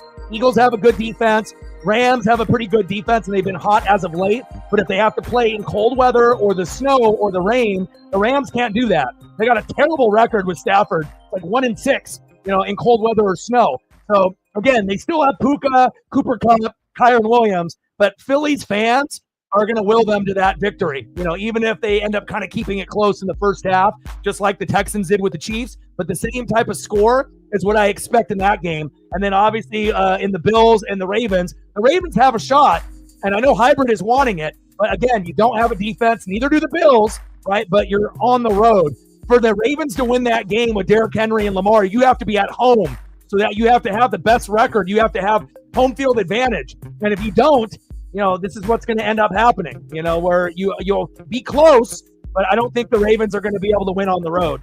I don't think it's going to be as bad of a blowout like this, 45-28, but again, defense wins games, defense wins championships. And if you don't have a defense, again, normally if you're at home, it helps, but in this particular case, not so much. Yeah, a lot of their fans. But it shows you, when you have these problems that, what you need to improve on. And again, finally, the 16, 17, 18, 19 guys on IR finally caught up with them. Regardless if it was going to be the Commanders, the Eagles, or the Bills, Ravens, or Chiefs in the Super Bowl, at some point, this was going to happen. And it just happened maybe a couple games earlier than we expected. We thought, Lions, Eagles, and then if they lose, they'll lose then. But not against the Commanders. But again, sometimes sports has a funny way of showing you, who's at the high point right now. It's not necessarily who you play, but when you play them. And again, the Commanders have been winning on late last-minute possessions and winning the last 5 or 6 games. And now finally, they ended up getting a blowout. So kind of tough, for the Lions fan base. They've been so good. And I feel the Lions will make an NFC championship game with these players. They can end up making a Super Bowl one day, but they got to improve the defense for this exact type of fucking situation. Whether it's the Commanders, the Eagles, or some other team.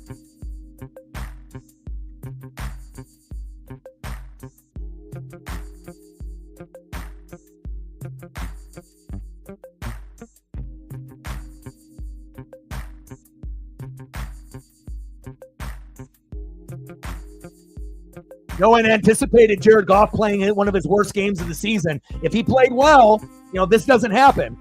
But again, shitty play calling, shitty defense, shitty Jared Goff, that ends in a loss. You can't have all shitty at home and expect to win. I mean, hell, even the Buccaneers might have been able to beat the Lions if they played this way against us. We wouldn't have been able to win 45-28, but we could be winning, maybe 34-28, 35-28. It would be like closer, 31-28 at this point, but then we find a way, but again, you got to give Washington credit. Jaden Daniels and Dan Quinn are definitely taking advantage at the right time. I feel bad for Jared Goff, and it shows you the NFC North might have been one of the best divisions in football, but at this point, Sam Darnold and Jared Goff, they might have played like top 5, top 10 quarterbacks in the regular season, but they don't have that elite status, and sometimes you've got to have a top 5 quarterback late in the year.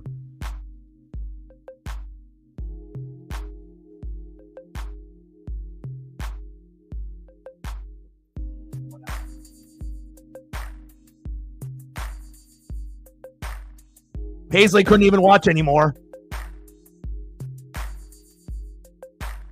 No David Montgomery, being healthy, and again, offensive line has been, pretty good with them, but the defensive injuries, not having a healthy David Montgomery, Jared Goff playing one of his worst games of the season, and then really the killer was that stupid-ass play call with J-Mo throwing the fucking football. How are you going to end up having one of the most spectacular plays in the regular season and playoffs with his touchdown, and they're going to have him throw the ball when you're down by 10? That might have been one of the dumbest play calls I think I've seen all year. It's like you almost deserve to lose by doing some dumb shit like that. Like everyone wants to talk about how great Ben Johnson is, with him and Slowick on the Texans. These guys are going to be great head coaches. Are they? Because again, a lot of these coordinators, Aaron Glenn, defensive coordinator, all these guys are getting, these looks. But just because you're a coordinator doesn't mean you're going to be a good leader and a good head coach. Unbelievable. Amon-Ra St. Brown, incomplete.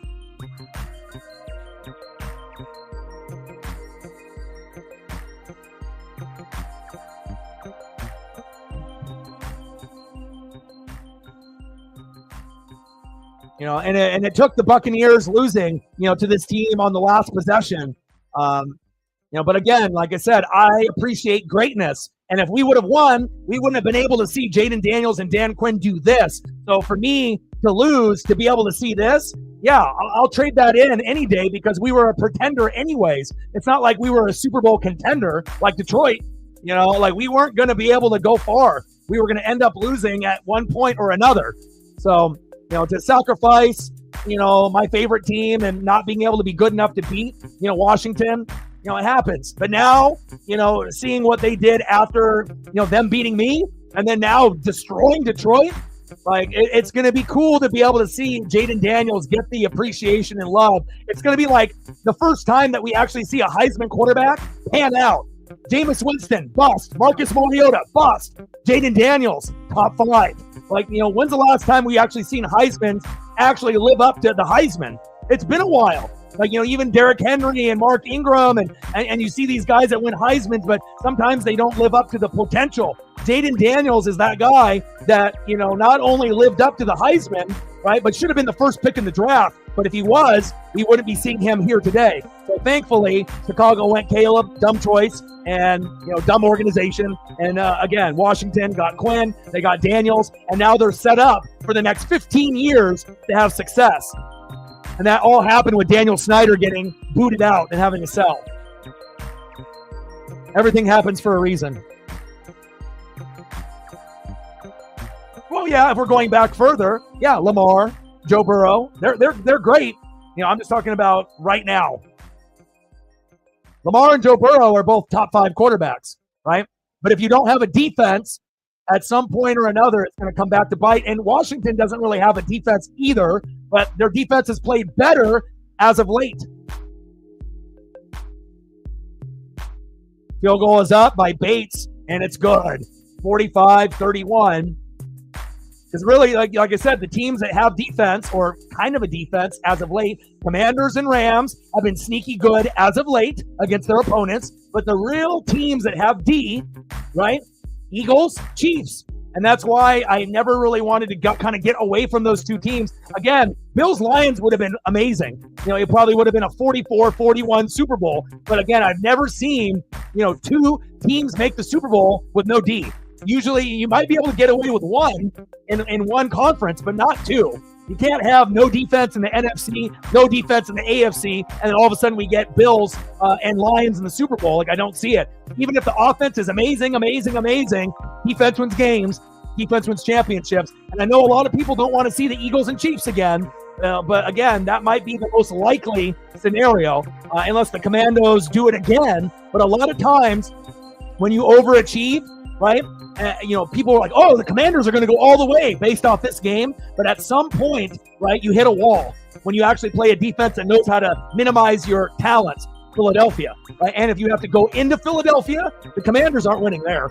Again, it's a cool story. Now, if the Rams beat Philadelphia, the Commanders can go to the Super Bowl.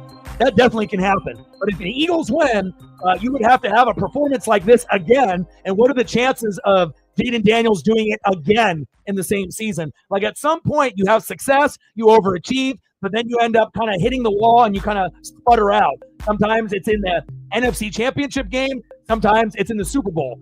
So we'll see how it all plays out. And it is possible the Commanders make it all the way to the Super Bowl. It could happen, but again, if they make it, would they win? Probably not. They probably would end up losing to the Chiefs if that is the scenario that we end up getting. Or if it ends up being Commanders-Bills, they would probably lose that one too. So it's a cool story, But again, remember, it's year one. Like, they're overachieving. But again, history, if you go back and look and seeing teams like this, at some point you hit a wall. You don't just go all the way, rookie quarterback, rookie head coach, Super Bowl champions year one. It doesn't happen. So again, it's a great story, but we'll see how it goes. Yeah, but you got to think your Ravens defense is bad too, right? Bills defense is bad too. A lot of the teams' deep's not there. And again, you can outscore opponents, in the regular season. But if you end up playing a team like the Chiefs or the Eagles that have a D and they're on their game, it's going to be very difficult to win. That's just based off history. History repeats itself. That's why my ESP is so good. I go back and I look. I'm looking at the scores. I look at the matchups. I look at the injuries. Turf or grass.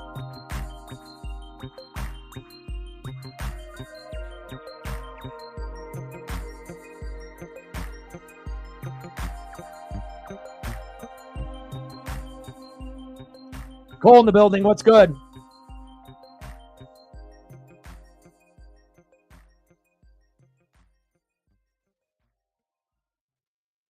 And Jared Verse and that Rams defense has been sneaky good.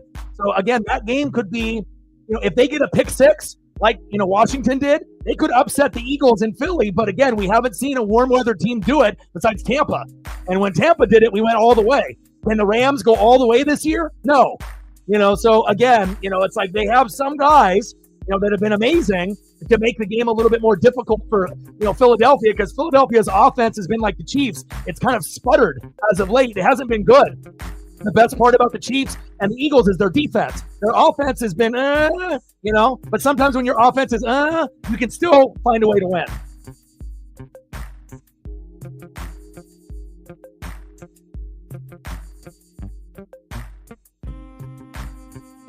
I mean, they got like 16, 17, 18, 19, guys on IR, and it didn't hurt them. And no healthy David Montgomery either, but again, Goff, bad game. And we've seen Goff have a perfect game, go like 18 for 18 and, make NFL history. But again, you can't fumble, you can't throw a pick six, and you definitely can't have J-Mo, throw a fucking dumbass interception when you're down by 10. So they don't deserve to win. And it's heartbreaking for Lions fans. But again, you got punched in the mouth, you got outcoached, and you got outplayed. Period. Jared Goff and Sam Darnold are not top 5 quarterbacks. Jaden Daniels was top 10, but now it's looking like, hey, this guy's going to be a top 5 quarterback for years to come. He's going to be right there with Jalen Hurts and Lamar and Burrow and Mahomes. He's going to be right up there with all those guys. And just imagine if their offensive line gets better, their defense gets better, then maybe at that point they go to a Super Bowl. Because again, they got some good running backs and good wide receivers and tight ends. They just need to get better O-line, better defense. And if that happens, maybe we get a Jaden Daniels, Lamar Jackson Super Bowl at one point or another. Same thing with the Ravens. Better O-line, better defense, and maybe that will catapult, the two Lamars to play against each other.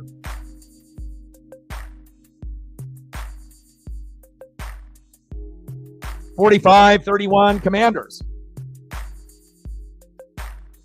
It's not will be top 5 stays healthy. He is top 5. Like, you can already tell, Heisman winner. He's not a bust. Like I said, again, he's super mature.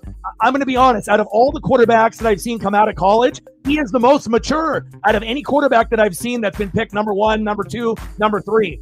So, again, he's definitely surprising a lot of people. But again, he's got the right attitude, the right work ethic.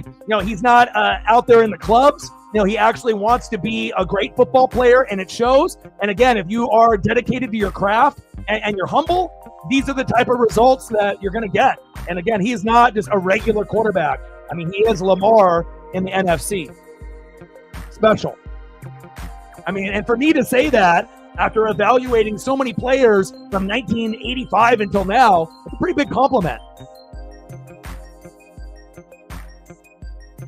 Decision making, and again, like I said, when you see Lamar throw and you see Jaden throw, yeah, sometimes they'll fuck up and, not be able to hit their targets and whatnot, but they can make up for it with their legs. And it shows you this NFL game, if you have a pocket quarterback, the league has changed. You have to be like a running quarterback with a great arm and a great decision maker. If you're just a pocket guy, you're going to get fucked up at some point or another. Darnold, Goff, Stafford, even Jalen Hurts can scramble. You got to have a scrambling quarterback That's what the NFL is now. It used to be a running league in the 80s and 90s. Now it's a passing league. And again, it doesn't have to be a gimmick quarterback like Colin Kaepernick or RG3. You actually have to have a skill set. And that's what you're seeing now with these quarterbacks as of late. I mean, you go back and look at his story. If you watch any interviews, the way that he talks, Jaden Daniels, to his family, to his teammates, to his coaches, the guy is incredibly mature. And that's another reason why Bo Nix was so successful with Denver. Mature, married at Oregon. If you're married, have a kid, you're not like a typical, college kid, who's partying and doing all that, chasing girls, maybe not focused about football. So there's a reason why certain guys are developing at a faster pace than others. Right, Paisley? Woof. He said, yep. 3-2. Appreciate you. Let's go Kraken. Stacks on stacks. Racks on racks. Little Cactus Jack. Bang, bang. Oh, Chandler Stevenson from the Vegas Golden Knights. Thank you. $10 holla. Let me know what you want to do. Reflect with a $10 holla. Appreciate that. Dog food is expensive. Bills are expensive. Means a lot. Stacks on stacks. Racks on racks. Cactus Jack. Bang, bang. And again, there's a lot of channels, that are out there. But I really feel, you learn more here than any other channel. There's other channels that'll be more popular. There's other channels that'll have more subs. There's other channels that'll have more views and people in the room. But I feel as far as what you get, stream in and stream out, you get more knowledge, stats, analytics. You get more here than anywhere else. No bias, just straight up, this is what it is. Facts. Megan with another tenner.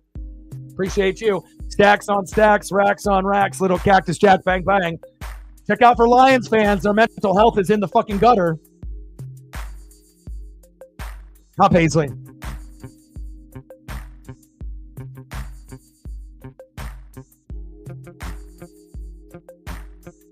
Robinson, short game. All right, take care. I'll get you some more photos tomorrow. We're going to be doing Ravens and Bills at 3:30 Pacific. It's early. Tomorrow, Eagles and Rams are at noon. I'm going to watch that with Paisley, and then we're going to end up doing the Bills and Ravens that hopefully will be like this game, but closer. We're at 80 doll hairs, 20 to go. I appreciate you. Get that walk in. Stay healthy. It's great for the mental health.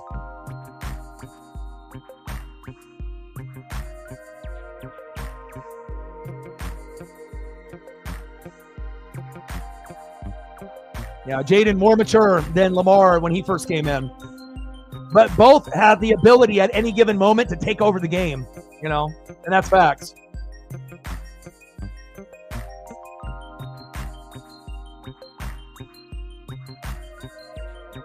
Oh, man. And you know what? If both teams' defenses improve, we might be able to get that before their careers are up. We might have to wait a while, wait for this Chiefs dynasty to blow up at some point or another, if you guys three-peat or not. But once Spags, Andy Reid, Travis Kelce, Patrick Mahomes, and Chris Jones break up, and instead of the power 5, it goes to the power 3, and then other teams catch up or surpass the Chiefs, then we might be able to see that one day.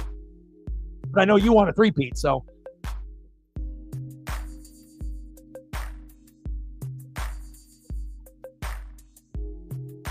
Jerry ate 4 bags of potato chips. What kind? Sun Chips, Ruffles, Cheetos?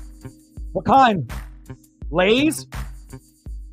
Field goal, no good. Zane Gonzalez. He's got OCD, right? And he's put OCD awareness. He likes to fidget with a lot of stuff, and sometimes that affects his kicking. But they're up 45-31, so good thing that wasn't to, win the game.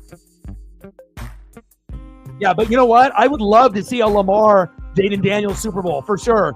But again, both teams, offensive line, defense needs to be better. They have, good weapons, at running back, wide receiver, tight end for both.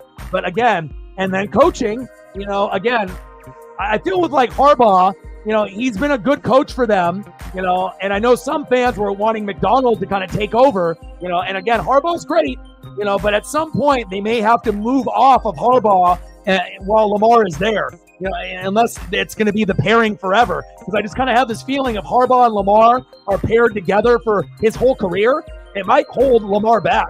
You might need someone better than John Harbaugh. Even though John is a top 10 coach, you might need to get someone that has a different philosophy, that's younger, like a Sean McVay. And maybe that could take them to the next level. But I feel like the Ravens are good, but they're not elite. And they might need an elite coach to get them over the top at some point. Like a Sean McVay could get the Ravens over the top. Not saying that John Harbaugh is bad. Jim is better, right? Jim is a better coach than John, but John isn't a slouch. They're both top 10 coaches. But at some point, it just feels like it's the same thing every year. They're really, really good in the regular season, but not good enough to go all the way until the Chief dynasty ends. Max. Same thing goes for the Buffalo Bills, but this might be the year that the Ravens or Bills beat the Chiefs. The Chiefs have been barely winning, right? They've been getting some questionable help from the refs, right? But this might be the year, right? But even if the Chiefs end up beating the Bills or the Ravens and they go to the Super Bowl, who's to say that they beat the Eagles if the Eagles make it? Just something to think about.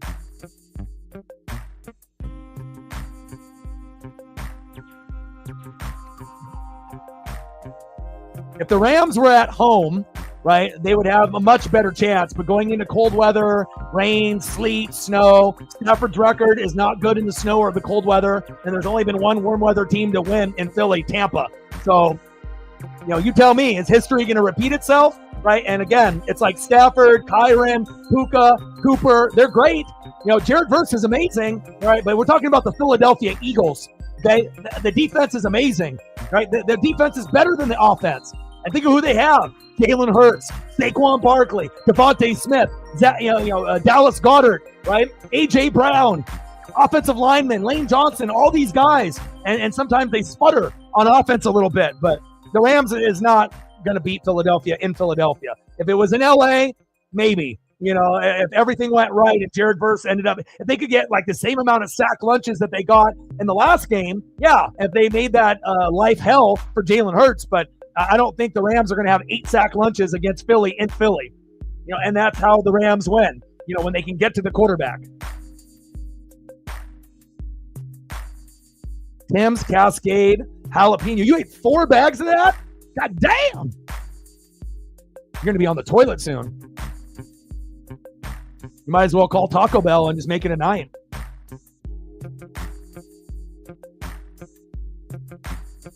The Rams-Eagles game will probably be a similar score to the Texans and Chiefs, and it could be pretty close, in the first half, but then I think the Eagles will pull away in the second. But then the Ravens and Bills, that one could be a shootout just like what we have right here. Hopefully not as much of a, disparity in the score at the end.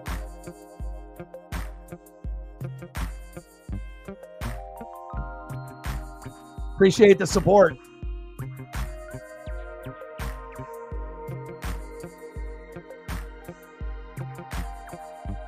You're off probation, my guy. Glad to have you back.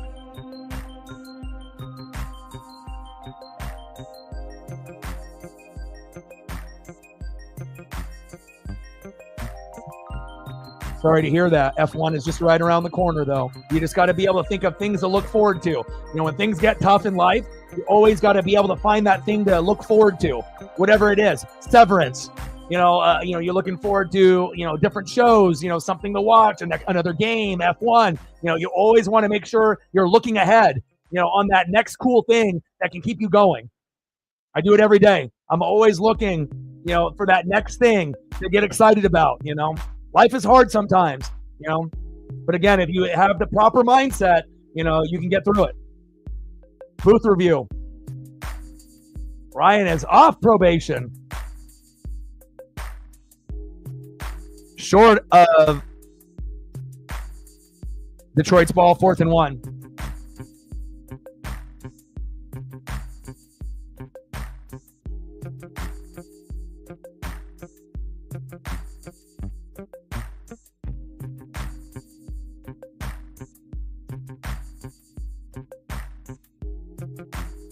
Right.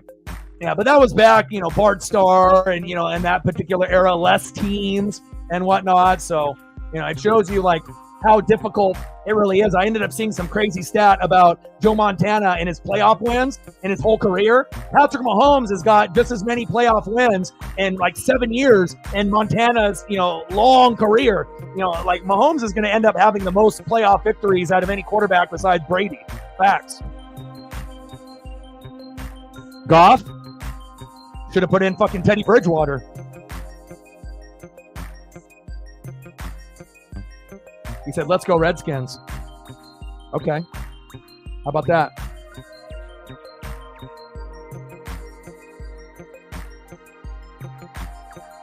But it's cool to be able to see history in front of your very eyes. All the, doubters, the haters, just because, they haven't been relevant in 30 years since 1991. If you get the right coach and the right quarterback and you believe and everyone believes, right, then, magical things can happen.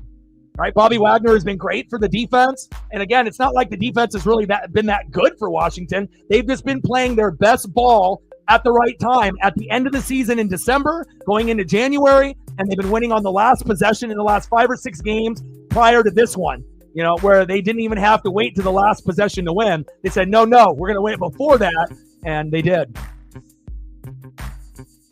He was in earlier. But again, a disappointment for the Lions, but it shows you what they need to get. They need better D-line, better linebackers, better secondary. You need defense for the same scenario because it's not like Washington's going away. The Eagles are going away. Tampa's not going away.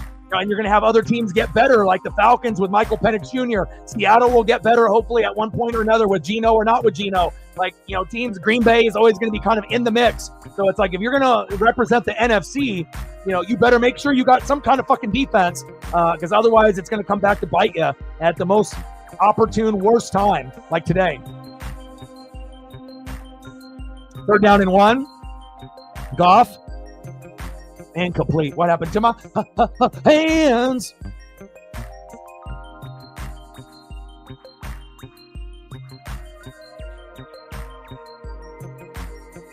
It's like you got far against the Niners last year, but again, just unfortunate bad luck that you matched up against the Commanders instead of the Buccaneers. If you played the Buccaneers, even playing bad, you probably still would have won. It might have won 31-24. We probably would have fucked up or whatever, right? But again, the Commandos were playing better than Tampa. And again, momentum is a motherfucker. Uncle Mo, right? Peter Schrager likes to steal it. LaShawn McCoy, you said stole it, right? Shit happens, right? Uncle Mo is fucking real. Sometimes it lasts for a play. Sometimes it lasts a quarter. Sometimes it lasts a fucking half. Sometimes a game. And sometimes a whole month. Uncle Mo moves in, right? That momentum is a motherfucker. Zay in the building. What's good? I'm good now because you're here, my guy. How are you? Tough one with the Cavs and the Thunder. Ended up watching that game. But again, Donovan Mitchell needs to play better. Obviously in the win against the OKC a couple weeks ago, he had a bad game. And then on the road, he had a bad game. Like Garland and a few others can step up. But again, if the Cavs are going to win the whole thing, Donovan Mitchell needs to play better against elite competition like OKC. SGA is the best player in the NBA right now. Unstoppable player. 3rd down and 10.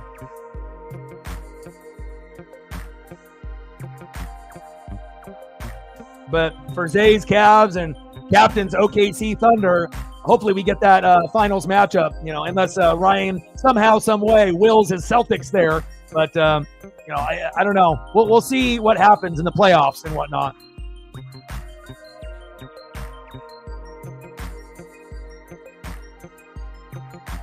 You know why he didn't drop a big game? Because OKC's got a really good fucking defense. Another pick. Jesus Christ.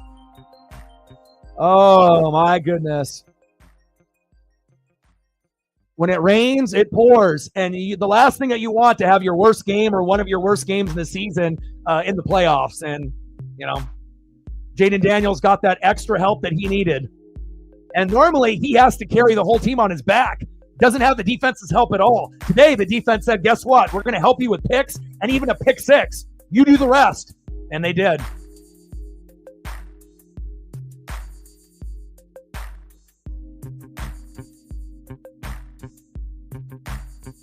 Joker or Giannis this year We're not talking like overall, like right now.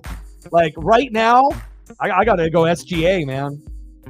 Nobody can stop him off the dribble. He is unstoppable. The guy could score 30, 40, 50 in every game. Like, you know, I'm not watching every single game, but I always check the stat lines and the highlights. And, you know, I try to, you know, tap in at least a little bit. You know, and again, yeah, the Joker is great. Giannis is great. But this is SGA's year. You know, anyone that watched the NBA this year knows that. You know, like I said, Giannis had his time. The Joker had his time. Now it's the elevation of SGA being the best player and being up there. Final score, 45-31, Commandos. And you're welcome for the Bucks losing so you guys could see the elevation of Jaden Daniels in his career. Pretty cool.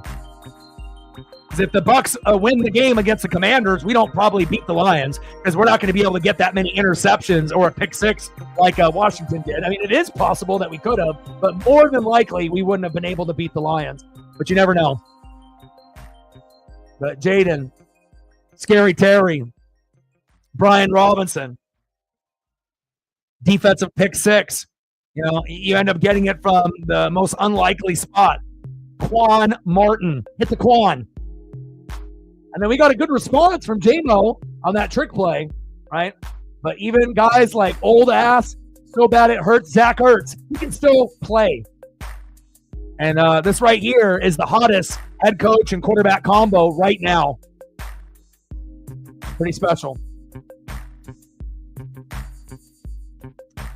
Well, you know, based on the reports, you know, after Biden, you know, and Trump takes over, Trump is trying to give a 90-day delay. So maybe TikTok, people will have their accounts for 3 more months until maybe Bezos or Elon Musk buys it. But again, the whole reason that other countries have banned it is because the Chinese have all of the information, personal information that they could use against Americans or sell that information. And of course, Facebook already does it, as well as a lot of these other social media apps. And that is like a security breach. But again, a lot of people that, you know, ended up joining TikTok had no idea that the Chinese actually owned it. They thought it was American, you know? So again, you know, I'm just glad that I never, you know, hopped onto that trend, so I don't have to worry about losing my account there. Next.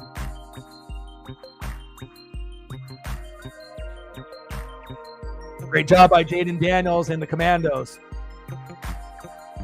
Like, sub, donate, comment, share. If you haven't smashed that like button yet, please do. All right, so here at the end of this particular stream, we got our first upset in the playoffs. And in a dramatic fashion. Let's take a look at the stat line here real quick, so that way we can kind of compare what we're looking at.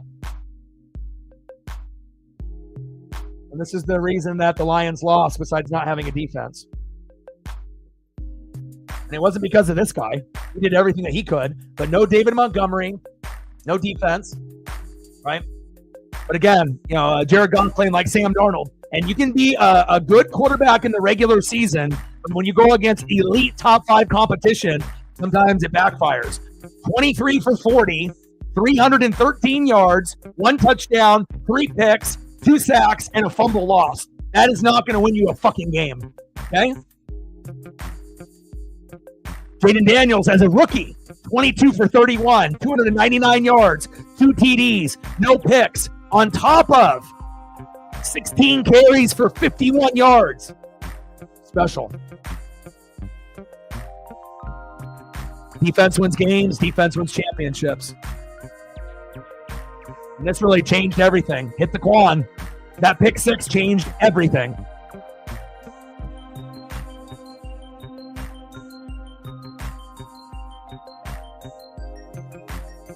All right, let's do some food here in the last couple minutes. And then I got to obviously take Paisley for a long walk and eat some dinner. So let me delete some of these other photos here, make some room.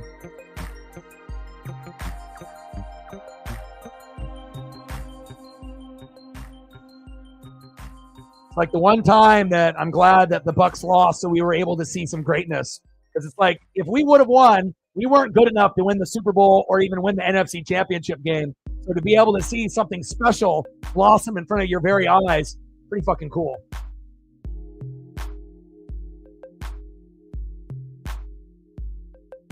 And if you're the Detroit Lions, you got to have more than offense. And it came back to bite you. And in all honesty, and I'm saying this just being real, the Lions wouldn't have beaten the Eagles in the NFC Championship game if they would have won this game. It wouldn't have happened. So, they got their heart broken 1 week sooner than it's supposed to happen. But the Eagles would have ended that dream.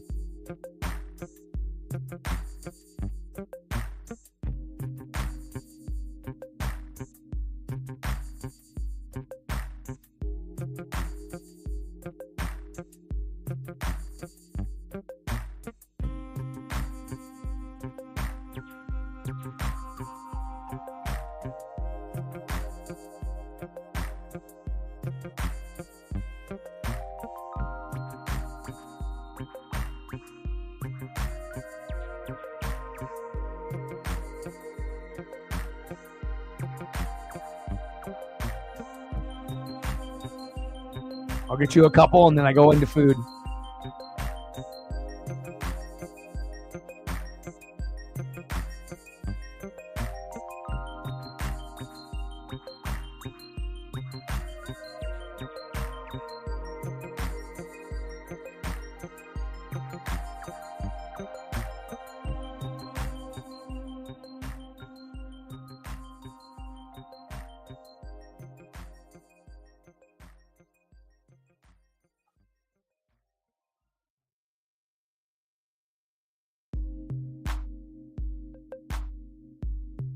All right, now we're going to get into some food, baby.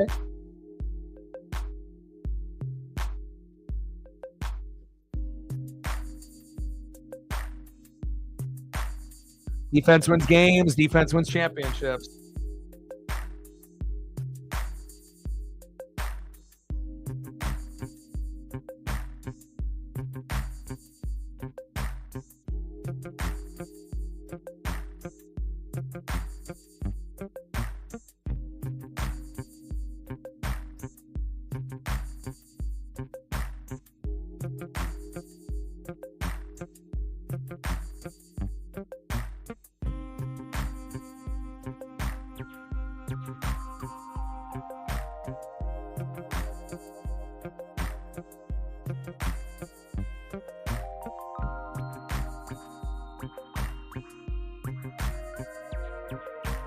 Final score, Commanders 45, Lions 31.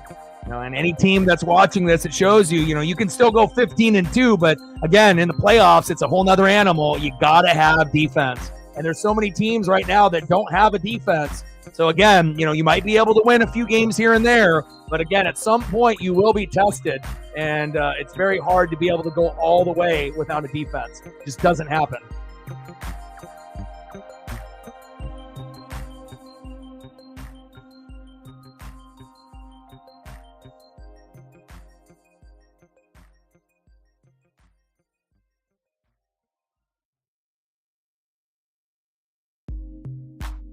Like, sub, donate, comment, share. If you haven't smashed that like button yet, please do. Help us get as many likes as we possibly can on this stream.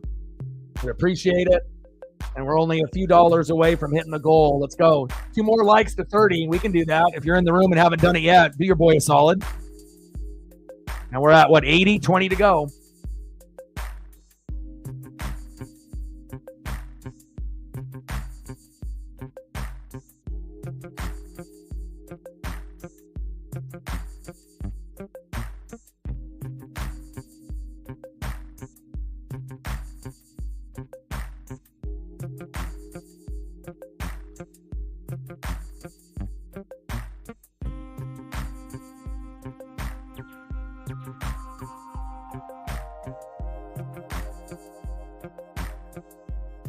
Cracking up 3-2. Let's go.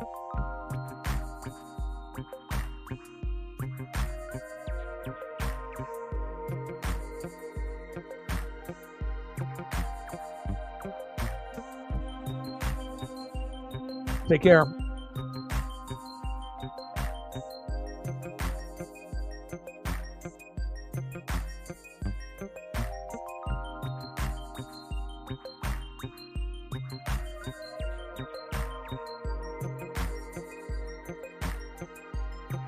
And I'll be live tomorrow at 3:30. So if you want to be able to see some more photos, I can get you then too.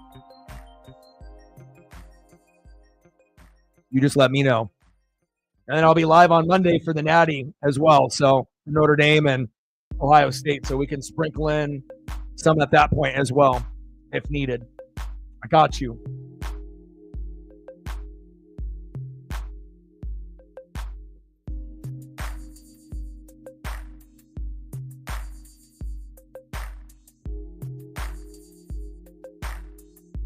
Come on, Kraken. Up 3-2 against the Kings.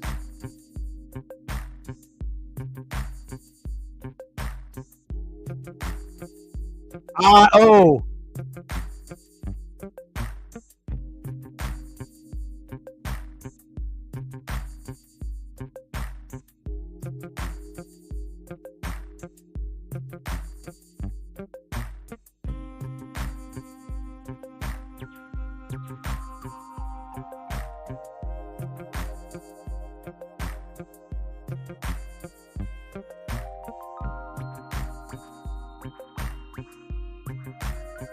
And if Megan, you're still in the room, if there's anything food-wise that you want before you go, if you're still in the room, I can get you now if there's something you want.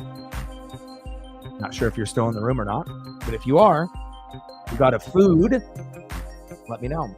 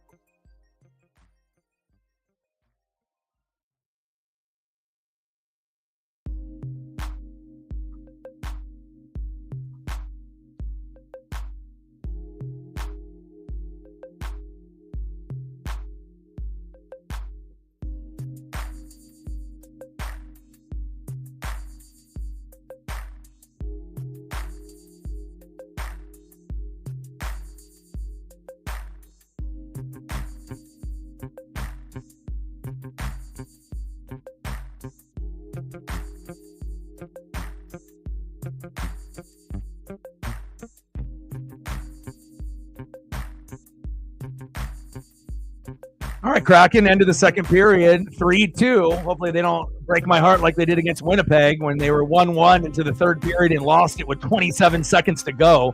That was heartbreaking. But I like what I'm seeing right now.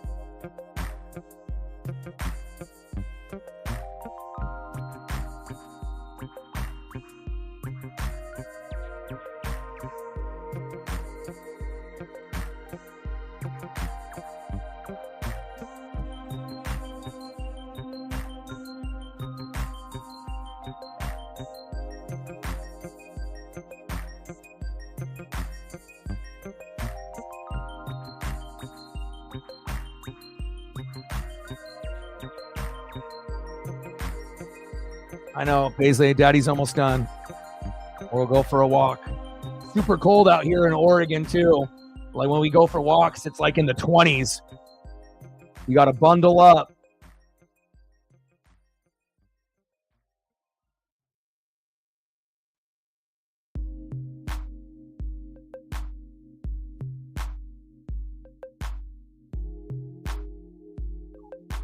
I know, honey. Daddy's almost done.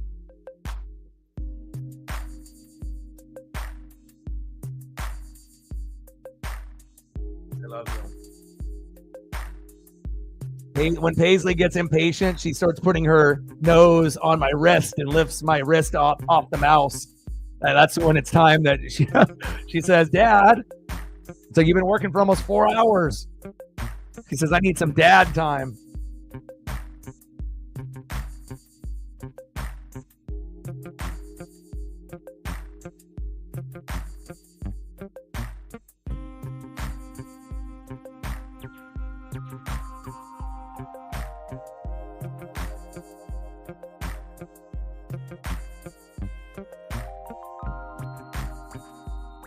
Yeah, I got to take the pup for a long walk. We usually try to do 3 a day, about an hour and a half to 2 hours. And when it gets cold, like, I don't know, like it doesn't really bother me. I know some of my family doesn't really like cold, but for me, it makes me feel alive, you know, and I mean, if the wind isn't blowing that bad, then it's like pretty enjoyable. But once that wind starts whipping and it's like in the 20s or 30s, then it's not really that fun. But, you know, again, if we're only out there for like 30, 40 minutes at a time, you know, it's good for the mental health to get out there. And I don't listen to music when I'm out there. I just focus on me and Paisley and, you know, focus on her and making sure that she has the best possible life that I can give her. I live my whole life for her, so.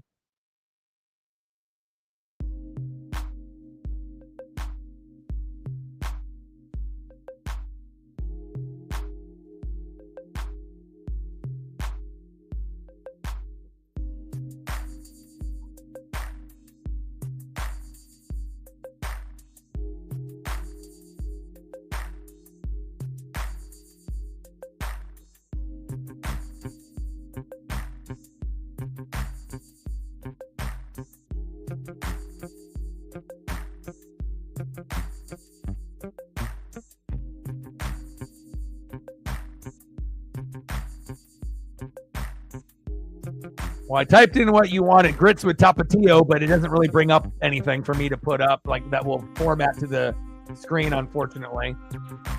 You got Cajun shrimp and grits, you know, and some other stuff, but it doesn't really come up with what you're wanting. But I mean, the closest thing that I could get is something like this that will actually fit the screen, like some shrimp. What is it? Cajun shrimp and grits, which is not really the same thing, but still looks good. Sometimes, you know, it's easy to find certain things, and other times it's a little bit more difficult. So,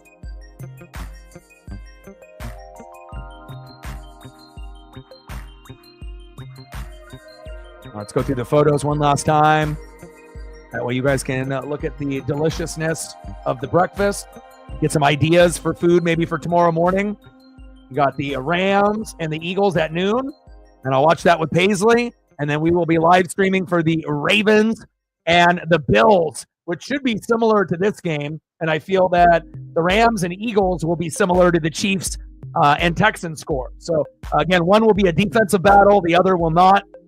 And I think that both of them will be entertaining. And, again, congratulations to the Chiefs. And congratulations to this fucking duo. Jaden Daniels, top 10, top 5 quarterback already, and Dan Quinn in year number 1. Pretty awesome. And if you're a Lions fan, you know, keep your head up. Again, you will be back. You know, you've been close, but again, you need to improve the defense. Everything is there except the defense. And once you figure that out, you know, you'll be able to make it to the Super Bowl. I don't know about winning, you know, but again, you know, defense wins games, defense wins championships. And again, you can't nut up in the biggest games like Jared Goff did, unfortunately. So I love you guys, and I appreciate you guys very, very much. Final score, Commanders 45, Lions 31. We'll be live tomorrow at 3:30 Pacific for the Ravens and the Bills. And it will be a snow game. And again, Stafford is like 1-6 in snow. So Philly should win that pretty easily in my estimation. So I love you guys, and I appreciate you guys very, very much. No problem. Sarah, thank you so much for your help, as well as Captain for your help as well with the mod duty. Shout out to everyone in the room. Love you guys, and I appreciate you guys. And I got one question for you. Who you know talk sports like us? You're borderline Northwest Sports Fanatics, and I'm out. Okay.